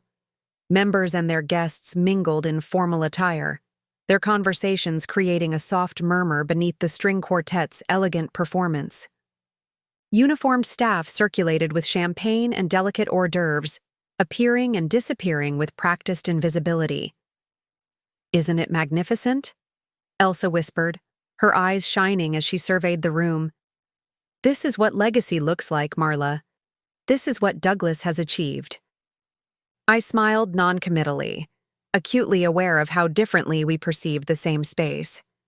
Where she saw the pinnacle of social achievement, I saw wasted potential, a stunning architectural treasure locked away for the enjoyment of a tiny, privileged few. Doug was immediately drawn into conversation with several older men, clearly established members welcoming one of their newly approved peers. I watched as he adopted their mannerisms, the restrained laugh, the slight head tilt that conveyed attentive listening, the casual referencing of shared connections. He moved through this world with increasing fluency, having studied its unwritten language until he could speak it like a native. "Mr. Caldwell would like a word," a staff member murmured at my elbow, startling me from my observations. In the Astor room, just down the corridor. My pulse quickened. Had he somehow discovered my connection to the acquisition? Did he say what about? No, ma'am. Only that it's a private matter. I glanced across the room, catching sight of Doug, deep in conversation, Elsa holding court with several elegantly dressed women. Neither would notice my brief absence. Of course, I replied, following the staff member out of the ballroom and down a hushed corridor lined with portraits of past club presidents, their stern expressions seeming to judge me as I passed. The Astor room proved to be a smaller, wood-paneled space with a massive fireplace and leather chairs arranged for intimate conversation. Trey stood at a sideboard pouring amber liquid into crystal tumblers. Ah, Marla. Thank you for joining me. He extended a glass. Scotch, Macallan 25, one of life's perfect pleasures. I accepted the glass but didn't drink. You wanted to speak with me? Directly to the point, he observed with a thin smile. A quality I might admire in different circumstances. He gestured to a chair. Please sit. I remained standing. I should return to my brother soon. The induction ceremony will proceed without disruption, he assured me. We have time for an important conversation. Something in his tone, a dangerous certainty, made me wary. I perched on the edge of a chair, maintaining the posture of someone prepared to leave at any moment. Trey sat opposite me, swirling his scotch thoughtfully. I had an interesting call this afternoon from a colleague at First Manhattan Trust. He mentioned a significant transaction being prepared, financing for a major acquisition in Midtown. I kept my expression neutral, though my heart rate accelerated. The real estate market is always active. Indeed. But this particular transaction caught my attention because the property in question is familiar. His eyes locked with mine. And the acquiring entity traces back to Horizon Capital Partners. The implied knowledge hung between us, neither fully confirmed nor deniable. I took a small sip of scotch, buying seconds to compose my response. Financial matters can be complex, I offered finally. Structures often involve multiple entities for various legitimate purposes. Trey's laugh held no warmth. Let's dispense with the evasions, Marla. I know you're working with Horizon to acquire this club. What I don't know is why. Revenge against your brother? Some misguided social justice crusade? The direct accusation caught me off guard, but I maintained my composure. If such a transaction were occurring, it would be a business decision, not a personal vendetta. Business, he repeated, the word dripping with disdain. This club isn't merely a business. It's an institution, a legacy, something I don't expect you to understand. Perhaps I understand more than you think, I countered. Beautiful spaces should be preserved. We agree on that much. Preserved in their intended purpose, he corrected sharply. Not reimagined according to whatever trendy egalitarian notions you've embraced in your Brooklyn projects. The contempt in his voice when he said Brooklyn might have wounded me. Once. Now it only reinforced my conviction. The world changes, Mr. Caldwell. Adaptation isn't betrayal, it's survival. He set his glass down with controlled precision. Does Douglas know what you're planning? The question I'd been dreading. My professional activities are separate from my family relationships. How convenient for your conscience, he observed, coldly. While you plot to destroy something your brother has worked years to attain, you hide behind professional discretion. His accusations struck closer to my core insecurities than I wanted to admit. I'm not destroying anything. I'm transforming a failing institution into something sustainable. Failing? His eyebrows rose. An interesting perspective on a club with a 3-year waiting list for membership. A club with crumbling infrastructure, depleted reserves, and significant deferred maintenance, I countered. The limestone facade needs complete restoration. The roof is failing. The electrical systems are dangerously outdated. Trey's expression shifted subtly, surprised that I knew these details, quickly masked by renewed confidence. Temporary challenges. That loyal membership will address, as we have for over a century. By continuing to sell off your art collection piece by piece? By depleting your endowment principal? Those aren't sustainable solutions. His eyes narrowed. You've been quite thorough in your espionage. It's called due diligence, standard in any acquisition. Trey leaned forward, his voice dropping to a dangerous quiet. Let me be perfectly clear, Marla. This acquisition will never happen. I've already activated resources to block it, but more importantly, and I say this out of respect for your brother, I'm giving you an opportunity to withdraw gracefully before Douglas learns of your betrayal. The threat was unmistakable. Are you suggesting you'll tell him if I don't back out? I'm stating it explicitly. Tonight, before he's formally inducted, he'll know exactly what his sister has been planning behind his back. Trey's smile was cold. Imagine that moment, Marla. The public humiliation. The severing of your last family tie. Is that really what you want? The question pierced directly to my deepest fear, losing Doug completely. Despite our differences, despite the growing distance between us, he remained my only family. The thought of his face when he learned what I'd been planning, the shock, the betrayal, the final confirmation that I didn't belong in his world, made my chest constrict painfully. For a moment, I considered conceding. The acquisition wasn't finalized. I could step away, preserve what remained of our relationship, find another project that wouldn't create this impossible conflict. But as I sat in that room, surrounded by the emblems of exclusivity and entrenched privilege, another truth crystallized. This wasn't just about Doug or even about my relationship with him. It was about the fundamental question of who deserved access to beauty, to history, to spaces that shaped the city's identity. It was about whether the architectural treasures of our shared heritage should remain the private domain of a select few or be reimagined for broader benefit. I understand your position, I said finally, setting my untouched scotch aside and rising to my feet. But I think you misunderstand mine. This isn't about destroying something valuable. It's about preserving it in a way that ensures its future. Trey rose as well, towering over me with practiced intimidation. And Douglas, have you considered what this will do to him? To the relationship you claim to value? The question hit like a physical blow, but I held my ground. I've considered everything, including the possibility that sometimes principles must come before personal comfort. Principles, he scoffed.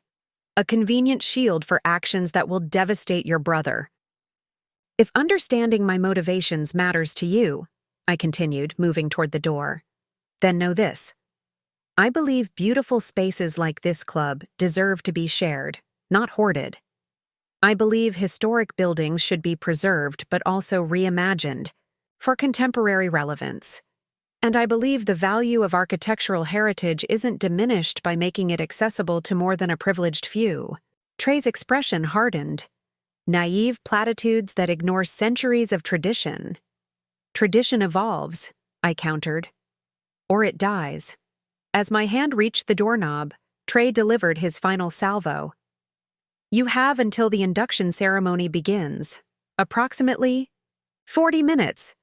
Withdraw from the acquisition, or I tell Douglas everything. I paused, turning back to meet his gaze one last time. Do what you feel you must, Mr. Caldwell. So will I. I stepped back into the corridor, my outward composure masking internal turmoil. The ultimatum left no middle ground, no path of compromise. Either I abandoned a project I believed in deeply, betraying my professional principles and personal values, or I proceeded knowing it would likely shatter my relationship with my only brother. As I moved mechanically back toward the grand ballroom, my mind raced through alternatives, searching for some solution that wouldn't require devastating sacrifice. But each path led to the same impossible choice: Doug or my principles, family harmony or professional integrity. The weight of the decision pressed on me like a physical burden. Whatever I chose in the next 40 minutes would irrevocably shape both my future and my relationship with my brother. And the clock was ticking. I didn't return immediately to the grand ballroom. Instead, I found myself wandering through a quiet corridor of the club, past display cases filled with historical artifacts, vintage photographs of founding members, ancient ledgers recording the first membership rolls, silver trophies from long-forgotten tournaments. In another context, I might have appreciated this careful preservation of history. Now it only emphasized the stark choice before me. My phone vibrated in my clutch. A text from Alex. Board meeting concluded. Caldwell organizing resistance. Need. Your confirmation to proceed with Monday offer. Call when you can. The deadline loomed from both directions. Trey's 40-minute ultimatum and Horizon's need for my final commitment. I slipped into a small alcove with a bay window overlooking Bryant Park and dialed Fran's number. Shouldn't you be watching your brother get his elite membership card or whatever? She answered, the background noise suggesting she was still at our Brooklyn site despite the late hour. I need your perspective, I said, keeping my voice low. I'm in an impossible situation. More impossible than the asbestos remediation budget I'm staring at? Considerably. I explained the confrontation with Trey, the ultimatum, and the choice now facing me. Withdraw from the Hudson Bay Club acquisition or watch my relationship, with Doug potentially shatter beyond repair. Fran was silent for several moments after I finished. That's genuinely awful, she finally said, her usual sarcasm absent. Tell me what to do, I pleaded, sounding more desperate than I intended. I can't make this call for you, Marla, but I can ask questions to help you think it through. Her voice shifted to the analytical tone she used when dissecting difficult business problems. First, is backing out even viable at this stage? What are the contractual implications? I considered this. We haven't signed final agreements, but we've invested significant resources in due diligence. Horizon would likely proceed without me, though the terms might change. So, practically speaking, your withdrawal wouldn't necessarily stop the acquisition, just remove you from it. Correct.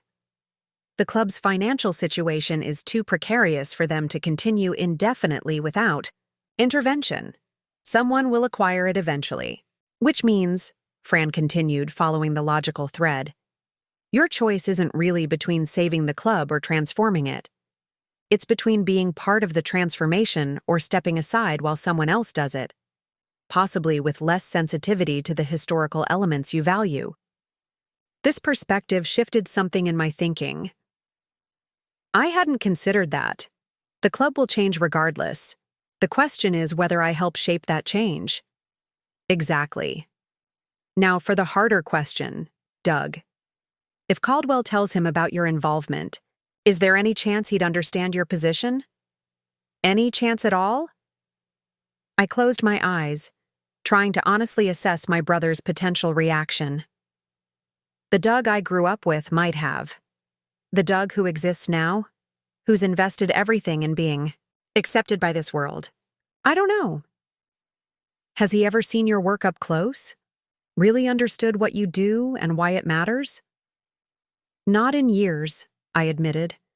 He knows I renovate buildings, but I don't think he grasps the philosophy behind it, the preservation combined with reimagining, the balance of history and accessibility.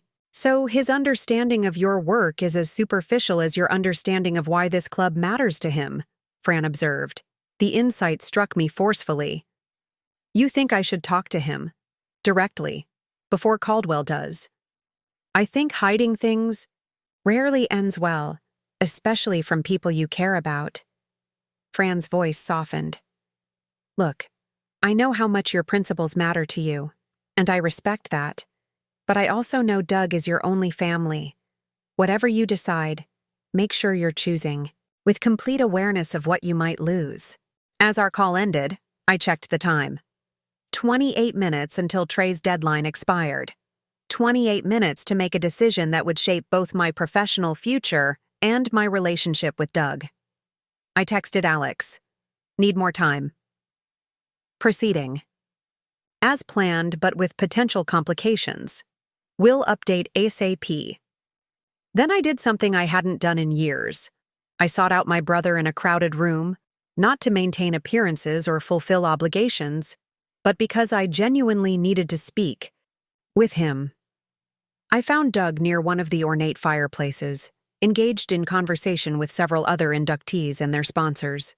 He looked so at ease, so naturally part of this environment that for a moment I hesitated. Was I really prepared to potentially shatter this world he had worked so hard to join? But as I watched him, I noticed something I hadn't seen earlier.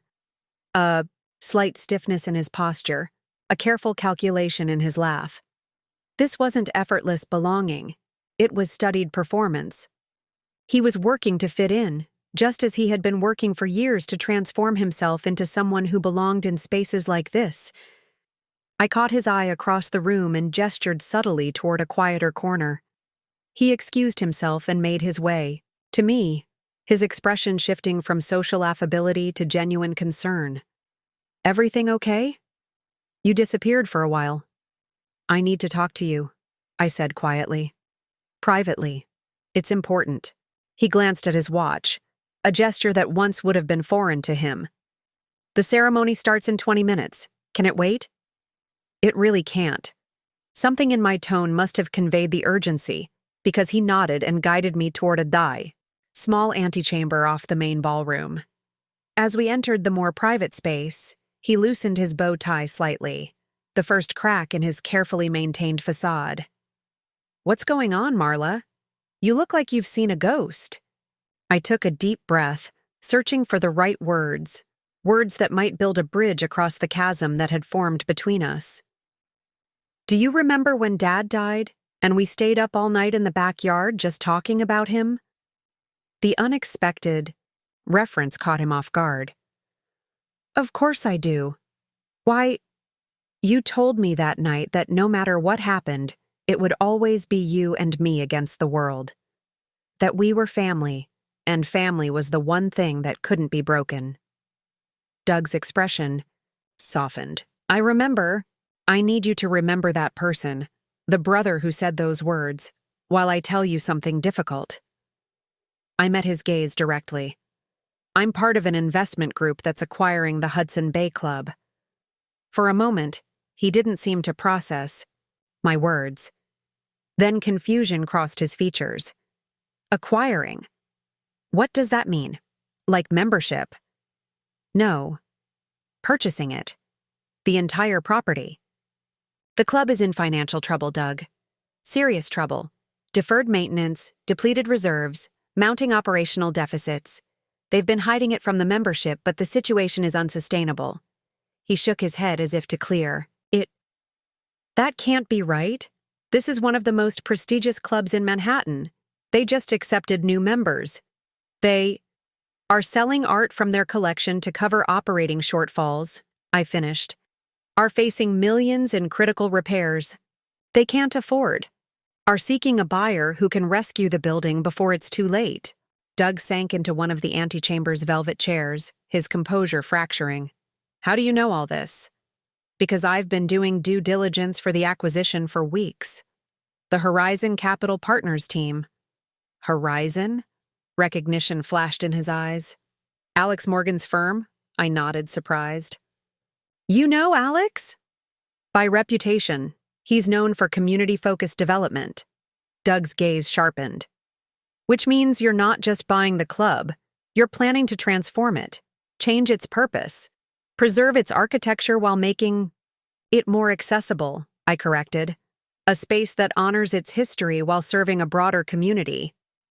Eliminating it as a private club, he translated, his voice flat. I couldn't sugarcoat this part. Yes, the exclusivity model isn't sustainable. Doug? Not financially and not culturally. He was silent for a long moment, processing. I could almost see the calculations running behind his eyes, what this meant for his carefully constructed social trajectory. for the status he'd worked so hard to attain. "Why are you telling me this now?" he finally asked. "Tonight of all nights?" "Because Trey Caldwell figured it out. He confronted me earlier with an ultimatum. Withdraw from the acquisition or he'll tell you himself publicly before the induction ceremony." Doug's laugh was hollow. "So this isn't about honesty. It's about controlling the narrative." The accusation stung, but I couldn't entirely refute it. "I would have told you eventually, but yes, I wanted you to hear it from me, not from him. And I wanted you to understand why I'm doing this. That it's not about undermining you or your choices." "What is it about then?" There was genuine confusion in his question, not just anger. "It's about believing that beautiful spaces like this shouldn't be hoarded by the few. It's about preserving architectural treasures while making them relevant for the future." I leaned forward, willing him to understand. "It's the same philosophy that drives all my work, Doug. This isn't a vendetta. It's a natural extension of what I've always done, just on a larger scale." He stood abruptly, pacing the small room. "Do you have any idea what this membership means to me? How hard I've worked for this?" "I do," I said softly, "but I also know that you've been working to belong in a world that will never truly accept you or me as equals, no matter how perfectly you play their game." Doug's face flushed at my words, a mixture of anger and something more complex. Recognition, perhaps, flickering across his features. "That's not true. I've earned my place here by becoming someone else," I said gently. "By erasing where we came from. By performing belonging instead of actually belonging." He turned away, straightening his bow tie in a small mirror on the wall, a reflexive gesture of composure. "You don't understand ambition, Marla. Sometimes evolution requires leaving certain things behind. Things? Or people?" The question hung between us, heavy with unspoken history. Doug didn't answer immediately. When he finally turned back to face me, his expression had hardened into something more controlled. "How much time do I have before this becomes public?" "The formal offer will be submitted Monday morning, but if I don't withdraw from the acquisition, in the next..." I checked my watch. 12 minutes. Trey will announce it during the induction ceremony. "Of course he will," Doug muttered. "Maximum humiliation for maximum effect. Classic Trey." He ran a hand through his perfectly styled hair, momentarily disrupting its careful arrangement. "What exactly do you want from me here, Marla? Blessing? Understanding? What?" The question caught me off guard. In my rush to beat Trey's disclosure, I hadn't fully considered what I hoped to achieve beyond controlling how Doug learned the truth. "I want you to know this isn't about hurting you," I said finally. "I want you to understand that my work, preserving beautiful spaces while making them accessible, matters to me as much as your career matters to you. And I hesitated, then pushed forward. "I want us to find a way to be family again, despite our different paths." Doug's laugh held no humor. "You're asking for reconciliation while actively undermining everything I've worked for?" "I'm asking you to see that your worth isn't defined by membership in an exclusive club. That the brother I knew valued substance over status." I took a step toward him. The Doug I grew up with would have questioned why beautiful spaces should be reserved for the few. He would have seen the hypocrisy in celebrating architectural heritage while restricting who gets to experience it. The Marla I grew up with would have supported her brother's aspirations, not sabotaged them, he countered. The accusation hit its mark. "Is that what you think I'm doing? Sabotaging you?" "What would you call it? You knew how important this membership was to me. You sat through dinners where I talked about it. You let Elsa help you dress for tonight, all while secretly planning to eliminate the very institution I was joining." His voice tightened. "If that's not sabotage, what is it?" Before I could respond, the door opened and Elsa appeared, elegant as ever, but with an undercurrent of tension. There you are. Everyone's gathering for the ceremony. Trey is looking for both of you. Her gaze shifted between us, registering the obvious conflict. What's happening? Doug and I locked eyes, a silent communication passing between us, the kind only siblings share after decades of understanding each other's unspoken thoughts. I saw calculation in his expression, then decision. Nothing important, he said smoothly, his social mask sliding back into place. Marla had some concerns about a development project. We'll continue the discussion later. Elsa looked skeptical, but accepted his explanation. Well, whatever it is, we'll have to wait. The ceremony starts in 5 minutes, and Trey specifically asked that the whole family be present. As she turned to leave, expecting us to follow, Doug caught my arm. This isn't over, he whispered. But I won't let Trey control this narrative. Or you. We handle this as a family first. The unexpected solidarity, temporary and fragile as it might be, caught me by surprise. Despite everything, some core of our connection remained, some instinctive circling of wagons against outside threats. We followed Elsa back to the grand ballroom, where members and guests had arranged themselves in a ceremonial formation. The inductees and their sponsors stood at the center, with family members positioned prominently nearby. Trey, wearing an elaborate medallion that presumably signified his authority as chairman, stood before a podium bearing the club's crest. His eyes narrowed slightly when he saw me enter with Doug and Elsa, clearly expecting me to have fled after our confrontation. I met his gaze steadily, offering no reaction to his subtle threats. As the ceremony began, with Trey delivering flowery remarks about tradition and exclusivity that now rang especially hollow, I surreptitiously texted Alex. Proceeding as planned. Prepare for turbulence. The induction ritual itself was elaborate and archaic, new members receiving antique keys to the club, reciting pledges of loyalty to its traditions, signing the leather-bound membership book that had recorded generations of Manhattan's elite. Under different circumstances, I might have found it absurdly theatrical. Now, watching Doug perform each ceremonial step with practiced gravity, I felt only a complex sadness. When Doug's name was called, he stepped forward with Trey as his sponsor. I watched Trey's face carefully as he placed a hand on my brother's shoulder, wondering if he would choose this moment for his threatened revelation. Douglas Harrington, Trey announced, using the more formal version of my brother's name, another small erasure of his origins. It is my honor to welcome you to the Hudson Bay Club, an institution that has stood for excellence and tradition for over a century. He paused, his gaze flicking briefly to where I stood. I felt my breath catch, certain this was the moment he would expose my involvement in the acquisition, publicly humiliating Doug and fracturing our relationship beyond repair. But Doug spoke first. Thank you, Trey, he said, his voice carrying clearly through the hushed room. It's a privilege to join an institution with such rich history. My family has always valued preservation, of relationships, of heritage, of beauty worth protecting. As he said family, his eyes met mine briefly, conveying a message I couldn't fully decipher. Was it reconciliation? Warning? Something else? Entirely?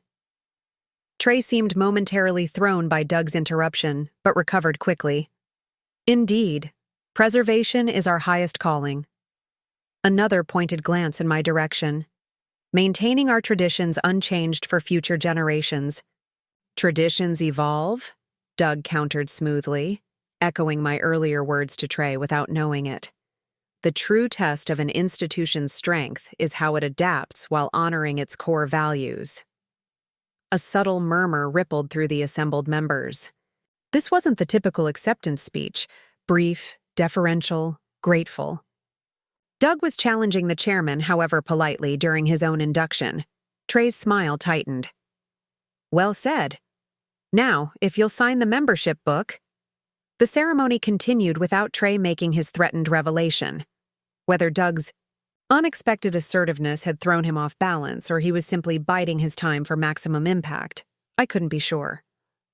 But as the formal portion concluded and guests began moving toward the adjoining dining room for the celebratory dinner, I knew the danger hadn't passed. I intercepted Doug as he finished receiving congratulations from a group of older members. "That was unexpected," I murmured. "Almost sounded like you were questioning the club's approach to tradition." His expression was unreadable. Maybe I was. "Doug, not here." He cut me off quietly. "Meet me on the rooftop garden in 15 minutes. We need to talk privately." Before I could respond, Elsa appeared at his side, threading her arm through his possessively. "Everyone's moving to dinner," she informed him, her smile fixed. "Trey wants you at the head table." "I'll be there shortly," Doug assured her. "I need a moment with my sister first." Elsa's perfectly sculpted eyebrows rose fractionally. "Now? Douglas, this isn't the time for family matters. The board members are waiting." "They can wait a few more minutes," he replied, a firmness in his voice I hadn't heard him use with her before. "This is important." She hesitated, clearly torn between social protocol and the unexpected assertion from her usually acquiescent husband. "Fine," she finally conceded, "but don't be long. Tonight is crucial for your standing." As she glided away, Doug turned back to me. 15 minutes, the rooftop, and Marla." His expression softened momentarily. "Remember what Dad used to say about impossible problems?" The reference startled me. Our father, a mathematics teacher with a philosopher's heart, had a favorite saying when we faced seemingly insurmountable challenges. "There's always another angle. You just haven't found it yet." For the first time, that evening, something like hope flickered in my chest. Whatever Doug wanted to discuss on the rooftop, he was approaching it with our father's problem-solving spirit rather than the rigid thinking he'd adopted in recent years. Perhaps there was a way forward that didn't require devastating sacrifices. Perhaps there was, indeed, another angle we hadn't yet considered. I made my way to the rooftop garden exactly 15 minutes later, slipping away from the dining room where the celebration was in full swing. The elevator operator raised an eyebrow. At my destination, the roof was apparently closed for the evening, but didn't question me when I mentioned my brother's name. The garden was breathtaking even in the darkness. Carefully pruned topiaries created intimate seating areas, while climbing roses and wisteria draped over pergolas that framed spectacular views of the city skyline. Soft landscape lighting illuminated stone paths, winding between reflecting pools and classical statuary. Like everything else in the Hudson Bay Club, it was beautiful, refined, and completely inaccessible to the general public. Doug stood at the far edge, gazing out at the illuminated spire of the Empire State Building. He'd removed his bow tie and unfastened his top button, small rebellions against the formal perfection the evening demanded. "I used to dream about views like this," he said without turning as I approached. "When we were kids, remember how we'd ride the elevator to the top floor of that department store downtown just to see the city spread out below? Dad would pretend we were shopping, but really, he was giving us a glimpse of something beyond our reach." The memory struck me with unexpected force. Our father, always finding small ways to expand our horizons despite limited means. I remember, he wanted us to believe we belonged anywhere, even in places that seemed beyond our reach. Doug nodded, finally turning to face me. "I've been thinking about that a lot lately, about what belonging really means." "And what conclusions have you reached?" "That I'm not sure anyone truly belongs here." He gestured around the rooftop garden. "Not really. We're all performing to some degree, some more convincingly than others." The admission surprised me. "That's not what I expected you to say." "It's not what I expected to realize." He leaned against the stone balustrade. "Marla, I didn't bring you up here to fight about the acquisition.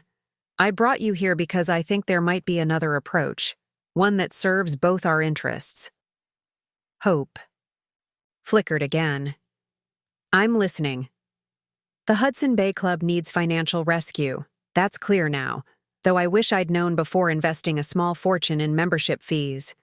His wry smile reminded me of the brother I'd grown up with. You want to preserve the building while making it more accessible. I understand that impulse, even if it conflicts with my current position. And the other members? Trey? They'll fight the acquisition aggressively. They'll try, Doug acknowledged, but their position is weaker than they realize. The financial situation is dire, as you've discovered. And if current members learn how the board has mismanaged things, there could be internal revolt. So what's your proposal? He straightened, shifting into the business mode I recognized from when he discussed his financial deals. A compromise. Instead of eliminating the private club entirely, transform it into a hybrid model. Preserve certain spaces for members. Perhaps this rooftop, some private dining rooms, the library, while opening the grand public spaces to broader use. A membership within a public institution, I translated. Exactly. The ballroom becomes a concert venue or event space. The ground floor opens as a public restaurant or cultural center. The membership retains exclusive access to certain amenities, but the building's most significant architectural features become accessible to everyone. I considered the concept, mentally reconfiguring the building's layout. It could work architecturally.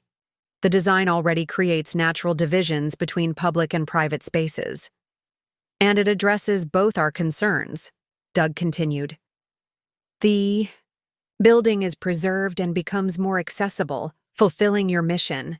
The membership retains some exclusivity and special access, preserving what they value most. And the combined revenue streams, public access and membership fees, create financial sustainability. The proposal was elegant, balancing competing interests while honoring the building's architectural integrity. It wasn't perfect from either perspective.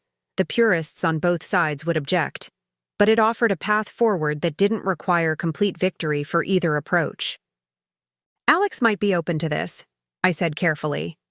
The financial model would need adjustment, but the core concept is sound. And it gives everyone a face-saving way forward, Doug added. The board can present it as evolution rather than capitulation. The membership retains status while the institution gains stability. I studied my brother with new appreciation. You came up with this in the last hour? His smile held a hint of the cockiness I remembered from our youth. Finance is about finding opportunities others miss. This is just another deal structure, one where everyone gets most of what they want. Including you? What about your membership, your standing with Elsa's crowd? Something shifted in his expression. Let me worry about that. Some things are more important than social position. Before I could respond, the elevator doors opened behind us, and Trey emerged onto the rooftop, his face tight with controlled anger. I should have known, he said coldly. Conspiring while the celebration continues without you. How perfectly fitting. Doug straightened, his posture shifting back to the poised confidence he'd cultivated for this world. Trey, we were just discussing potential solutions to the club's financial challenges. Were you indeed? Trey's voice dripped with disdain. How thoughtful of you to concern yourselves with matters beyond your understanding. I understand balance sheets quite well, Doug replied evenly. And failing infrastructure. And depleted reserves, Trey's eyes narrowed. So she's shared her ill-gotten information. I expected nothing less. The information isn't the problem, Trey. The financial mismanagement is. Doug's tone remained measured, but there was steel beneath the surface. How long did you think you could hide it? Another year? 2? Before the limestone started falling? Onto Madison Avenue? Temporary challenges that loyal membership would address if given the chance, Trey insisted, echoing his earlier words to me. By doubling dues? Tripling them? The numbers don't work, Doug countered. The membership can't support the necessary capital investments. You know that. Trey's composure cracked slightly, revealing the desperation beneath.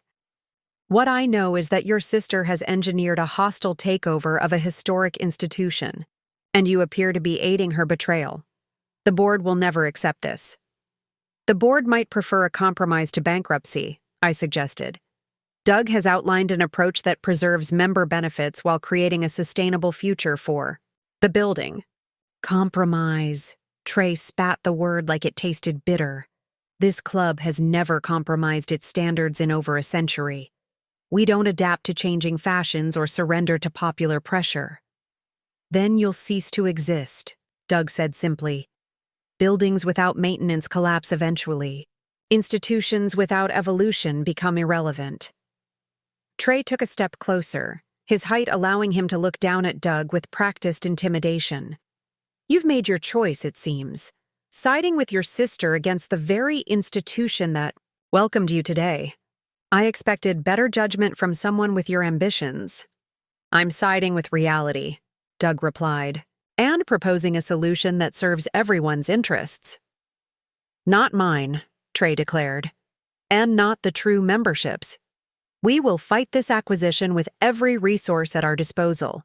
Legal challenges, regulatory obstacles, public relations, warfare. Your sister's company will be drained in litigation before the first architectural plans are drawn. I tensed, recognizing the genuine threat in his words.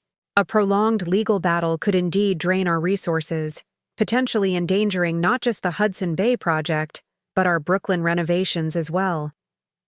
But Doug didn't flinch. That would be unwise, Trey, especially when the alternative is a structured transition that preserves your status and legacy. My legacy will not be the chairman who surrendered the Hudson Bay Club to outsiders, Trey retorted. No, Doug agreed, his voice cooling. Your legacy will be the chairman who concealed financial mismanagement until the institution collapsed. Because if you fight this, I will ensure every member knows exactly how the board has jeopardized the club's future through negligence and secrecy. The threat hung in the air between them, a gauntlet thrown in the rarefied atmosphere of the rooftop garden. I watched Trey's expression shift as he recalculated, weighing the personal risk against his institutional loyalty. This isn't over, he finally said, his voice low and dangerous. The membership committee will convene tomorrow to review your induction in light of this development. I wouldn't count on retaining your newly acquired status. That's your prerogative, Doug replied with surprising equanimity. Some things matter more than membership cards. Trey turned to me, contempt evident in his gaze. And you. The board will hear about your duplicity. Your reputation in Manhattan development circles will never recover. I met his gaze steadily. My reputation is built on preserving beautiful buildings while making them relevant for the future. This project only strengthens that legacy. Trey's laugh was bitter. Such noble sentiments. We'll see how they hold up under the reality of what you've set in motion. He straightened his jacket, with a practiced gesture of composure. The induction dinner continues. Your absence has been noted. I suggest you return immediately, or don't return at all. With that, he turned and strode back to the elevator, his rigid posture betraying the anger beneath his controlled exterior. As the elevator doors closed behind him, I turned to Doug. That went well. His unexpected laughter broke the tension. About as well as could be expected. Trey's never faced opposition from within the ranks before. He doesn't quite know how to handle it. He'll retaliate, I warned. Your membership is ultimately less important than I thought. Doug's expression sobered. What matters now is finding a path forward that preserves both the building and whatever relationship we still have as siblings. The simple statement, acknowledging our relationship as a priority, eased something tight within my chest. So we present the hybrid model to Horizon and the board as a compromise solution? It's worth trying. And if they reject it? He shrugged. a gesture reminiscent of our father, we moved to more aggressive approaches. The "we" didn't escape my notice. Somehow, in the crucible of this crisis, my brother had begun finding his way back to me, and perhaps to himself.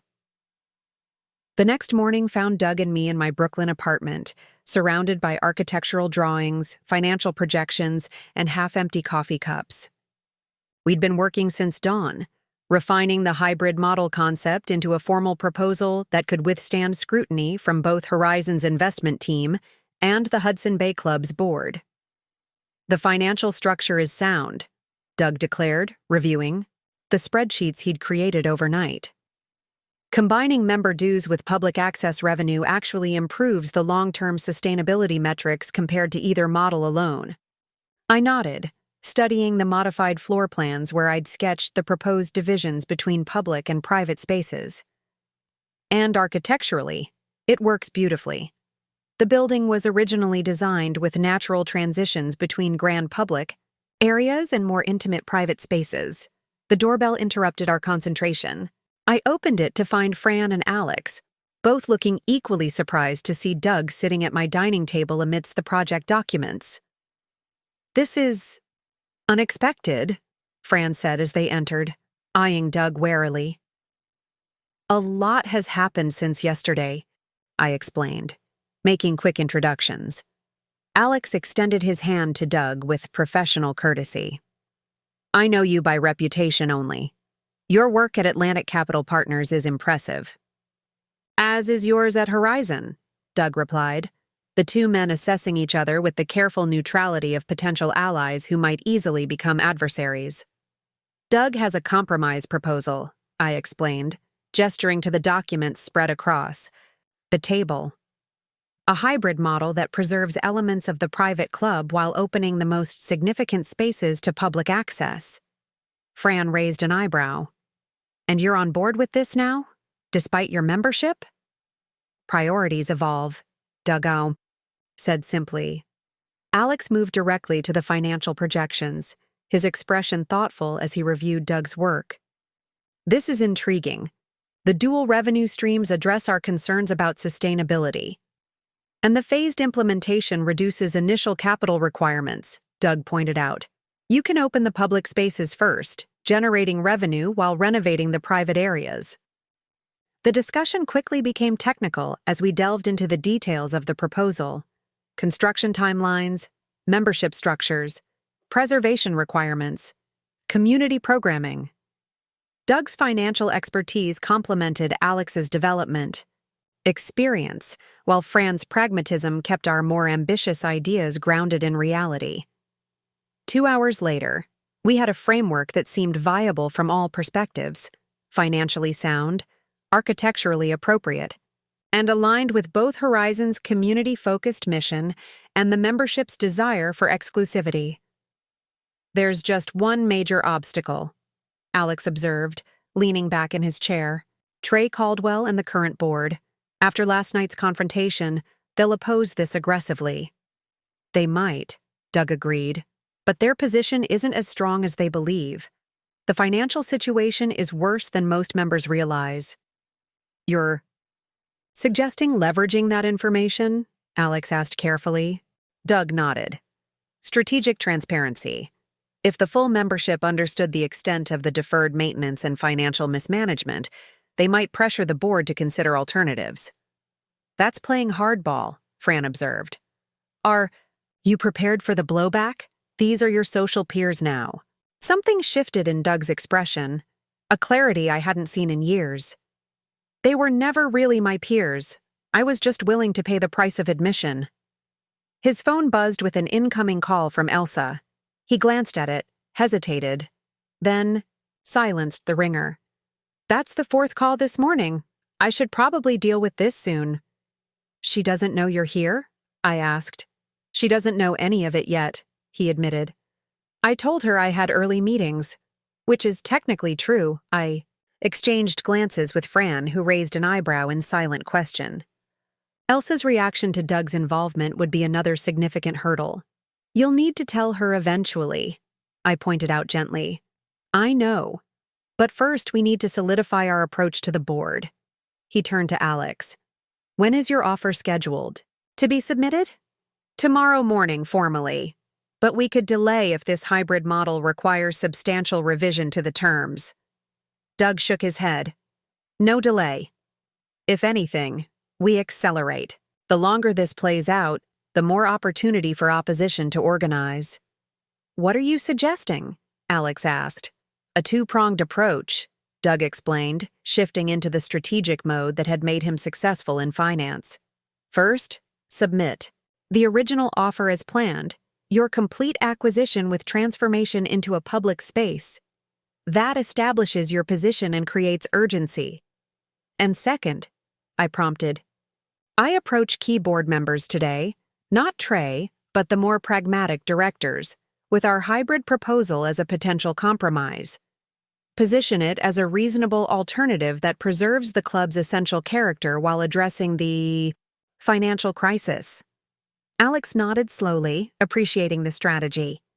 Create pressure with the acquisition offer, then present the hybrid model as the reasonable middle ground. Exactly. Basic negotiation tactics, Doug confirmed. When facing a significant change, people often embrace a compromise they would have rejected outright if presented initially. Will the board even take your call after last night? Fran asked skeptically. Some will.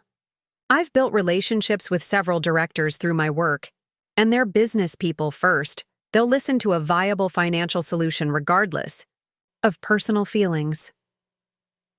I studied my brother with a mixture of admiration and wariness. This was the Doug I remembered, strategic, determined, resourceful, but applied to a cause I hadn't expected him to champion. What about Elsa? I asked, the question unavoidable. Where does she fit in this approach? Doug's expression tightened. That's complicated. Her social standing is deeply tied to the club's traditional model. She won't support this transformation. Easily. That's an understatement, I observed. This directly contradicts everything she values about the institution. I know. He ran a hand through his hair, a gesture of genuine stress I hadn't seen him allow himself in years. But some principles are worth the personal cost. The phrase hung in the air between us, carrying weight beyond the immediate situation. For years, I had watched my brother compromise his authentic self to gain acceptance in Elsa's world. Now, faced with a direct conflict between that carefully constructed persona and his deeper values, he seemed to be choosing the latter, with all the personal consequences that might entail. We should move quickly, Alex suggested, gathering the documents. I'll take these to our legal team to incorporate the hybrid model as an alternative proposal. If you can make inroads with receptive board members today, we'll be positioned to present a unified approach by tomorrow. As Alex and Fran prepared to leave, Doug's phone buzzed again, this time with a text from Elsa that he couldn't ignore. Where are you? The membership committee is meeting at noon. Trey says it's urgent. Call me immediately. Doug showed me the message, his expression resolute despite the clear tension. The lines are being drawn. Trey's moving faster than I expected. Are you prepared for what this might cost you? I asked quietly after Fran and Alex had departed. Not just the membership, but potentially your marriage? He looked up from his phone, his expression complex. Do you remember what Dad said when I got that scholarship to Princeton? When I was worried about leaving you and him behind? The memory surfaced immediately. Our father sitting on the edge of Doug's bed, his expression warm with pride and sadness. He said, the hardest choices are the ones where something valuable must be sacrificed for something essential. Doug nodded. I've spent years pursuing what seemed valuable. Maybe it's time to remember what's essential. The simple statement, echoing our father's wisdom, created a lump in my throat. This was the brother I'd missed, the one who could distinguish between superficial achievement and deeper meaning. So what's our next move? I asked, pushing aside the emotion to focus on the immediate strategy. Doug checked his watch. I make some calls to sympathetic board members before the membership committee meets. You update Horizon on our approach. We reconvene here at 3 to compare notes and adjust our strategy. And Elsa? I'll deal with Elsa, he said, his voice firm despite the apprehension in his eyes. Some conversations can only be delayed, not avoided. As he gathered his things to leave, he paused at the door. Whatever happens with the club, with Elsa, with any of it, I'm glad we're on the same side again, Marla. I've missed my sister. The simple acknowledgement, offered without pretense or calculation, was perhaps the most significant breakthrough of the morning. The first step in rebuilding a relationship that had been crumbling under the weight of different values and diverging paths. I've missed you too, I replied, the words inadequate for the complex emotions behind them. As the door closed behind him, I turned back to the apartment filled with plans and projections. Whatever happened next, something essential had already been reclaimed, a connection that ran deeper than social status or professional achievement. A reminder that some bonds, though stretched and tested, retain their fundamental strength. By 3 o'clock, dark clouds had gathered over Brooklyn, both literally and figuratively. Rain lashed against my apartment windows as I paced the living room, waiting for Doug to return from his meeting with the club's membership committee. The preliminary call with Horizon's legal team had gone well. They were incorporating the EA hybrid model as an alternative proposal, but without Doug's report on the board members' receptiveness, we were operating in the dark.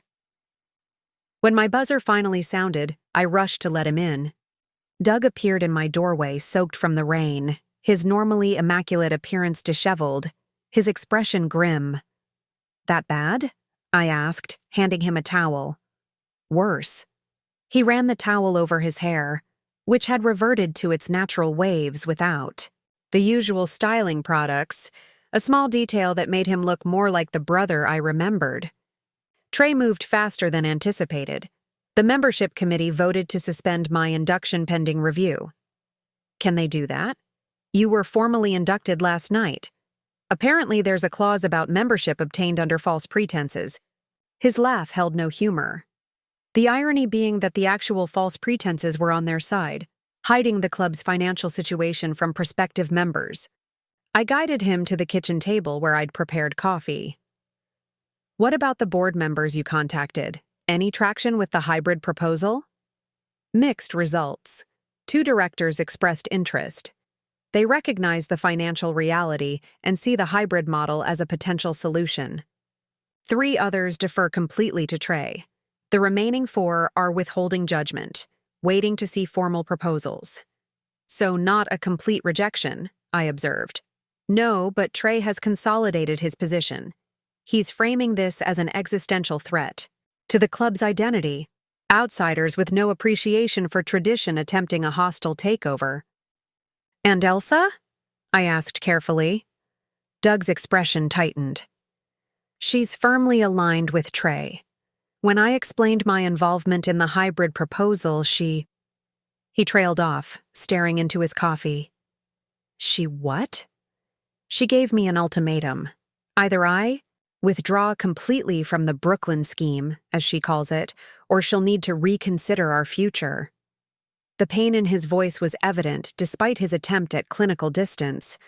I reached across the table to cover his hand with mine. I'm sorry, Doug. I never wanted this to cost you your marriage.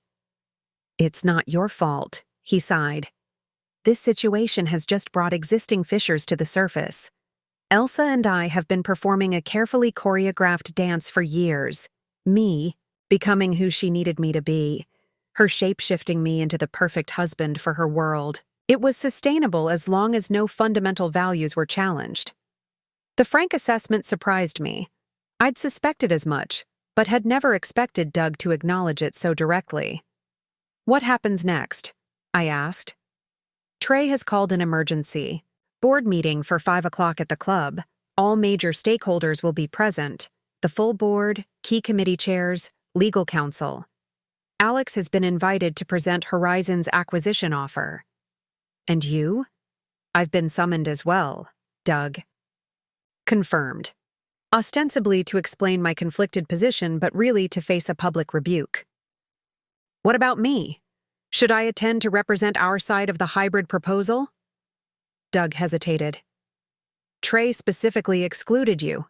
He's framing you as the hostile element in this equation. Of course he is, I muttered. The exclusion stung, but wasn't surprising. Doug checked his watch. We have 90 minutes before the meeting. Alex is bringing the finalized proposal documents to the club.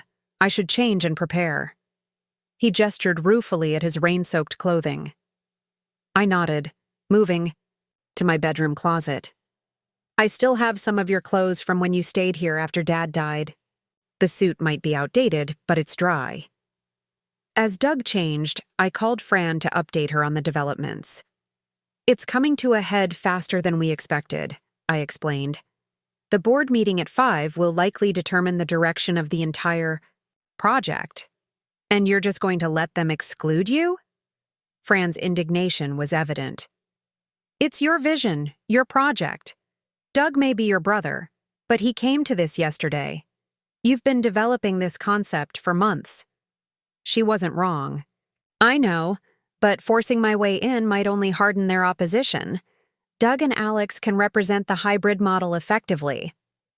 Or, Fran countered, you could remind them who actually owns the building. I paused, confused. What do you mean? The club owns the building. That's the whole point of the acquisition. Check your email, Fran instructed. I just forwarded something from our real estate attorney that you need to see immediately. I opened my laptop, finding the email with a detailed legal memorandum attached. As I skimmed the document, my heart began racing. Is this verified? I asked Fran, struggling to process the implications. Triple-checked, she confirmed. The attorney discovered it during final title review this morning. It changes everything. When Doug emerged from my bedroom in his old suit, slightly less fashionable than his current wardrobe but still presentable, he found me staring at my laptop with an expression that made him pause. What is it? He asked cautiously. The Hudson Bay Club doesn't own their building, I said slowly, still absorbing. The revelation. They haven't since 1978. That's impossible, Doug protested. The club is synonymous with that building. They've occupied it for over a century. Occupancy isn't ownership, I explained, turning the laptop so he could see the legal documents. In 1978, facing financial difficulties similar to their current situation, the club sold the building to a real estate holding company called Madison Heritage Partners. They retained a long-term lease with an option to repurchase, but they never exercised it. Doug scanned the documents, his financial acumen allowing him to quickly grasp the implications. Madison Heritage Partners. Who are they? A subsidiary of Whitmore Enterprises, I replied. Lucas Whitmore's family company. Lucas Whitmore, Doug repeated. The name sounds familiar. It should. He's the person who invited me to the gala, the invitation I showed when they tried to turn me away. Recognition dawned on Doug's face. The elderly gentleman who spoke to you briefly during cocktails? I assumed he was just being polite. He wasn't being polite. He was checking in with his tenant. I pulled up another document. Lucas Whitmore is the majority owner of the building, and according to their lease agreement, the club's failure to maintain the property constitutes a material breach that could terminate their occupancy rights entirely. Doug sank into a chair, processing this game-changing information. So, Horizon isn't actually acquiring the building from the club. They need to negotiate with Whitmore Enterprises. Exactly. And Lucas Whitmore has apparently been quietly supportive of community-focused development for years. He's funded several of Horizon's past projects as a silent partner. Does Alex know this? According to Fran, he's being briefed right now, I confirmed. This completely reshapes our approach to the, board meeting. The club isn't negotiating from a position of strength. They're potentially facing eviction for lease violations. Doug's strategic mind immediately began recalibrating. This changes our leverage entirely. Instead of positioning the hybrid model as a compromise to save their club, we present it as a generous accommodation despite their lease violations. Exactly. But first, I need to confirm something. I picked up my phone and dialed a number I'd only used once before. Lucas Whitmore answered on the second ring, his voice carrying the refined cadence of old New York wealth. Marla Chen, I was wondering when you'd call. Mr. Whitmore, I replied, putting the call on speaker so Doug could hear. I believe we have matters to discuss regarding the Hudson Bay Club property. Indeed we do, he confirmed, a smile evident in his voice. I've been watching your work for several years. Your restoration of the Greenpoint Theater was particularly impressive. Thank you. I've just learned that Whitmore Enterprises owns the club building. That information wasn't disclosed during our due diligence process. An intentional omission, I'm afraid. I needed to see how events would unfold naturally. Whether the club's leadership would address their challenges ethically, or continue their pattern of concealment and mismanagement. And have you reached a conclusion? I asked. I have. Trey Caldwell and his faction are stewards of exclusivity, not of architectural heritage. They've neglected the building while clinging to outdated social hierarchies. It's time for a change, Doug. Leaned closer to the phone. Mr. Whitmore, this is Douglas Harrington, Marla's brother. Ah, the newest inductee, Lucas observed. Or perhaps not, given recent developments. Your speech during the ceremony was most interesting. You were there? Doug asked, surprised. I attend every year, though few recognize me now. Age renders one conveniently invisible in certain circles. His chuckle carried decades of observation. I was particularly interested in your comments about evolution while honoring core values. It suggested a perspective I've long hoped might emerge within the membership. We've developed a hybrid model, I explained, preserving elements of the club while opening the significant public spaces for community access. Would that approach interest Whitmore Enterprises? It aligns perfectly with my vision, Lucas confirmed. I've waited decades for the right team to implement such a transformation. The club's current financial crisis simply provided the necessary catalyst. The board is meeting at 5 to discuss Horizon's acquisition offer, Doug informed him. They don't yet know about the actual ownership structure, an oversight that should be corrected, Lucas observed mildly. Perhaps it's time I attended a board meeting. I believe my lease gives me that right, particularly when matters affecting the property are under discussion. The implications of Lucas Whitmore, the actual building owner, appearing at the emergency board meeting were significant. It would fundamentally shift the power dynamics, transforming what Trey had orchestrated as a rejection of outside influence into a confrontation with the property's true authority. Would you be willing to support the hybrid model publicly? I asked. My dear, I would be delighted to do more than that, Lucas replied. Shall we reconvene at the club at 4:45? I believe we have a rather important meeting to attend. The Hudson Bay Club's boardroom matched the institution's overall aesthetic.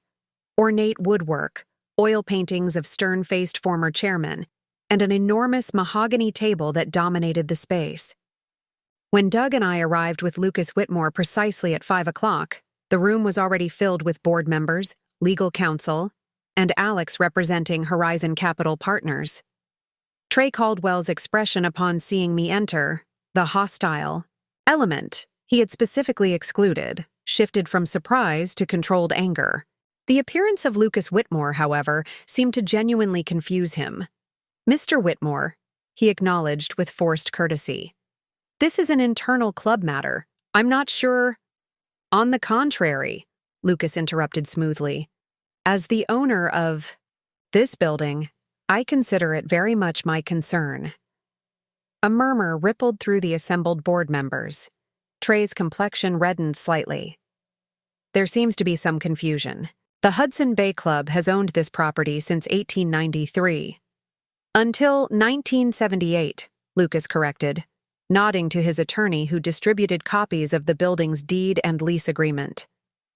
When financial mismanagement remarkably similar to your current situation forced the club to sell the building to my family's company while retaining occupancy rights. The room fell silent as directors quickly scanned the documents, their expressions shifting from disbelief to concern as the legal reality became clear. "This is absurd," Trey finally sputtered. "If this arrangement existed, the board would have been informed." "Previous boards were fully informed," Lucas replied calmly.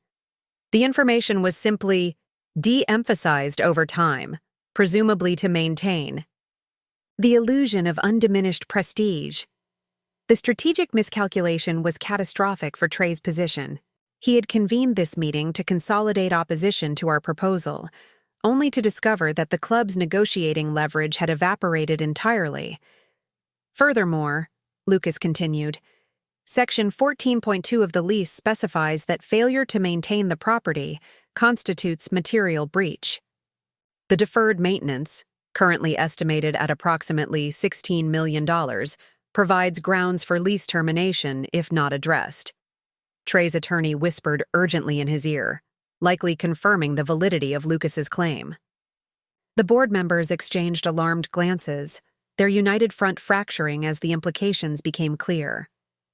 "What exactly are you suggesting, Mr. Whitmore?" asked one of the older directors, her voice steady despite the obvious tension. "I'm suggesting that we have a shared interest in preserving this architectural treasure while ensuring its sustainable future," Lucas replied. "Fortunately, Ms. Chen and her team have developed a thoughtful approach that balances preservation with evolution." He nodded to me, ceding the floor. Every eye in the room turned in my direction, including Doug's, whose subtle nod conveyed both encouragement and pride. I stepped forward, suddenly aware that this moment represented everything I'd worked toward. In my career, the opportunity to transform a magnificent building from an exclusionary space into one that honored its history while serving a broader community. "The building deserves to be preserved," I began, my voice finding strength and conviction. "Its architectural significance extends beyond the membership. The hybrid model we're proposing maintains the club's presence while opening significant portions of the building for public use and appreciation." For the next 15 minutes, I outlined our vision. The grand ballroom transformed into a performance venue.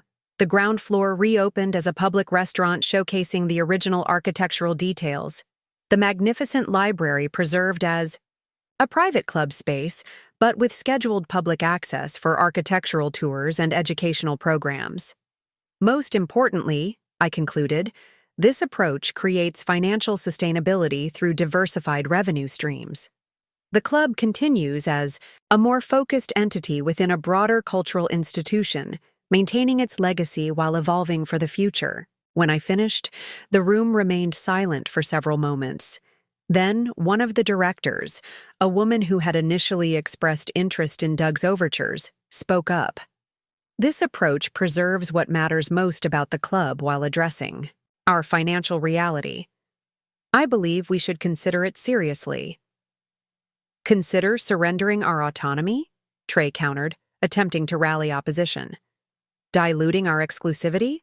Becoming a sideshow in our own building?" "Consider surviving," Doug interjected, his voice carrying the quiet authority he'd developed in his financial career. "The alternative isn't maintaining the status quo, Trey. It's lease termination and complete displacement." Lucas nodded agreement. "I've been patient for decades, hoping the club would evolve naturally. That patience has limits.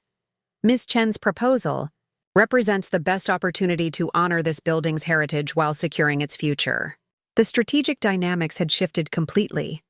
What had begun as Trey's show of force against outside influence had transformed into a negotiation for the club's very survival. Several directors who had arrived prepared to reject any change now sat quietly calculating the new reality. "I propose we put Ms. Chen's hybrid model to a formal vote," suggested one of the directors who had initially expressed interest to Doug. "After appropriate review of the details, of course." "Seconded," added another, clearly recognizing which. Way the wind was blowing, Trey's face had settled into a mask of rigid control, his position crumbling before his eyes. "This isn't over," he muttered, just loudly enough for me to hear as the meeting adjourned with plans to reconvene after a thorough review of the proposal. I caught Doug's eye across the room, exchanging a look that acknowledged both our professional victory and the personal reconciliation it had unexpectedly facilitated. Whatever happened next, the transformation of the Hudson Bay Club and of our relationship had been set in motion. 3 weeks later, on a crisp autumn afternoon, I stood in the Hudson Bay Club's grand ballroom watching as workers carefully removed protective coverings from the restored ceiling mural. Scaffolding still dominated portions of the space, but already the room was reawakening. Light streaming through cleaned windows, the original parquet floor emerging from beneath decades of wax and grime, the ornate plasterwork repaired by skilled artisans. "It's coming together beautifully," observed Lucas Whitmore, who had taken to visiting the renovation site regularly. At 84, he moved slowly with the aid of a cane, but his mind remained sharp and his enthusiasm for the project infectious. "The acoustics are even better than we hoped," I replied. "The performance series should launch by spring if we maintain the current timeline." The board's vote had been decisive, 11-3 in favor of the hybrid model, with Trey and 2 loyalists forming the only opposition. The proposed structure preserved the club's existence while transforming the building into a primarily public cultural institution. Club members retained private dining rooms, the library, and exclusive access to certain events, but the most magnificent spaces would now be shared with the broader community. "Have you seen today's Times?" Lucas asked, handing me a folded newspaper. Architectural section. I opened to the indicated page, finding a feature article on the Hudson Bay Club transformation. The headline read, "Historic Preservation Meets Modern Purpose, a New Model for Architectural Heritage." "They're calling it visionary," Lucas noted with satisfaction. "A template for reimagining other exclusive spaces throughout the city." "It's still early," I cautioned, though I couldn't help feeling proud. "We have months of work ahead before the public opening." "The hardest part is already accomplished," he countered. "Not the construction, the conceptual breakthrough, proving that tradition and accessibility can coexist." Before I could respond, I spotted Doug entering through the ballroom's massive doorway. Since the board vote, he had been actively involved in the transition, using his financial expertise to structure the new membership model while helping navigate the club's complex social dynamics. "Sorry I'm late," he said, joining us. "Meeting with the membership committee ran long. They're actually embracing the change better than expected. 17 former members have already reapplied under the new structure." "And Trey?" I asked. Doug's expression turned wry. "Resigned his membership in protest. Though I suspect it's less about principle and more about avoiding accountability for the financial mismanagement." "And Elsa?" I ventured cautiously. A shadow crossed his face. "We're negotiating. She's not thrilled with my involvement in the transformation, but we're talking. Actually talking, not just performing the roles we've played for years." The revelation that Whitmore Enterprises owned the building had created more than just a shift in the club's trajectory. It had catalyzed personal reckonings throughout the institution. Doug's marriage was undergoing its own renovation, stripping away facades to determine what foundation remained. "Speaking of negotiations," Lucas interjected, "I've been considering the Brooklyn building in your portfolio. The Art Deco renovation. I'd be interested in discussing potential investment." I glanced at him in surprise. "That project is struggling with remediation costs. It's hardly an obvious investment opportunity." Lucas smiled, the expression crinkling the corners of his eyes. "I've never been interested in obvious opportunities, my dear. Only in vision worth supporting. You clearly have that in abundance." 6. Months later, I stood on the rooftop garden of the newly renamed Hudson Bay Cultural Center, watching as the city lights began twinkling in the early evening darkness. The grand opening gala was underway in the ballroom below, a deliberate echo of the event that had catalyzed this transformation half a year earlier, but with one significant difference. The guest list included not just former club members but community leaders, arts patrons, preservation activists, and neighborhood residents. The building had been reborn. The limestone facade gleamed after meticulous restoration. The grand public spaces had been returned to their original glory while incorporating modern amenities. The private club areas operated with renewed purpose and a more diverse membership. What had once been an emblem of exclusivity now served as a model for how historic spaces could honor their past while embracing a more inclusive future. "Hiding from your own triumph?" Doug asked, joining me on the rooftop with 2 champagne flutes in hand. I accepted one with a smile. "Just taking a moment to appreciate it. Hard to believe how much has changed since the last gala here." "In the building or between us?" he asked, leaning against the stone balustrade beside me. "Both." We stood in companionable silence, sipping champagne and looking out at the city skyline. Doug had changed in subtle but significant ways over the past months. His wardrobe remained impeccable but had relaxed slightly. Less rigid conformity to the unwritten rules of his former social circle, more personal expression. He'd let his hair return to its natural waves. Most notably, the constant tension he'd carried for years, the vigilant self-monitoring of someone always performing for acceptance, had eased. "Elsa's downstairs," he said eventually. She decided to attend after all. This surprised me. Elsa had been conspicuously absent from all events related to the building's transformation. "That's unexpected." "We've reached a kind of equilibrium," Doug explained. "Not what we had before, but something more authentic in its way. She's admitted she's impressed with the result, even if she still disagrees with the concept."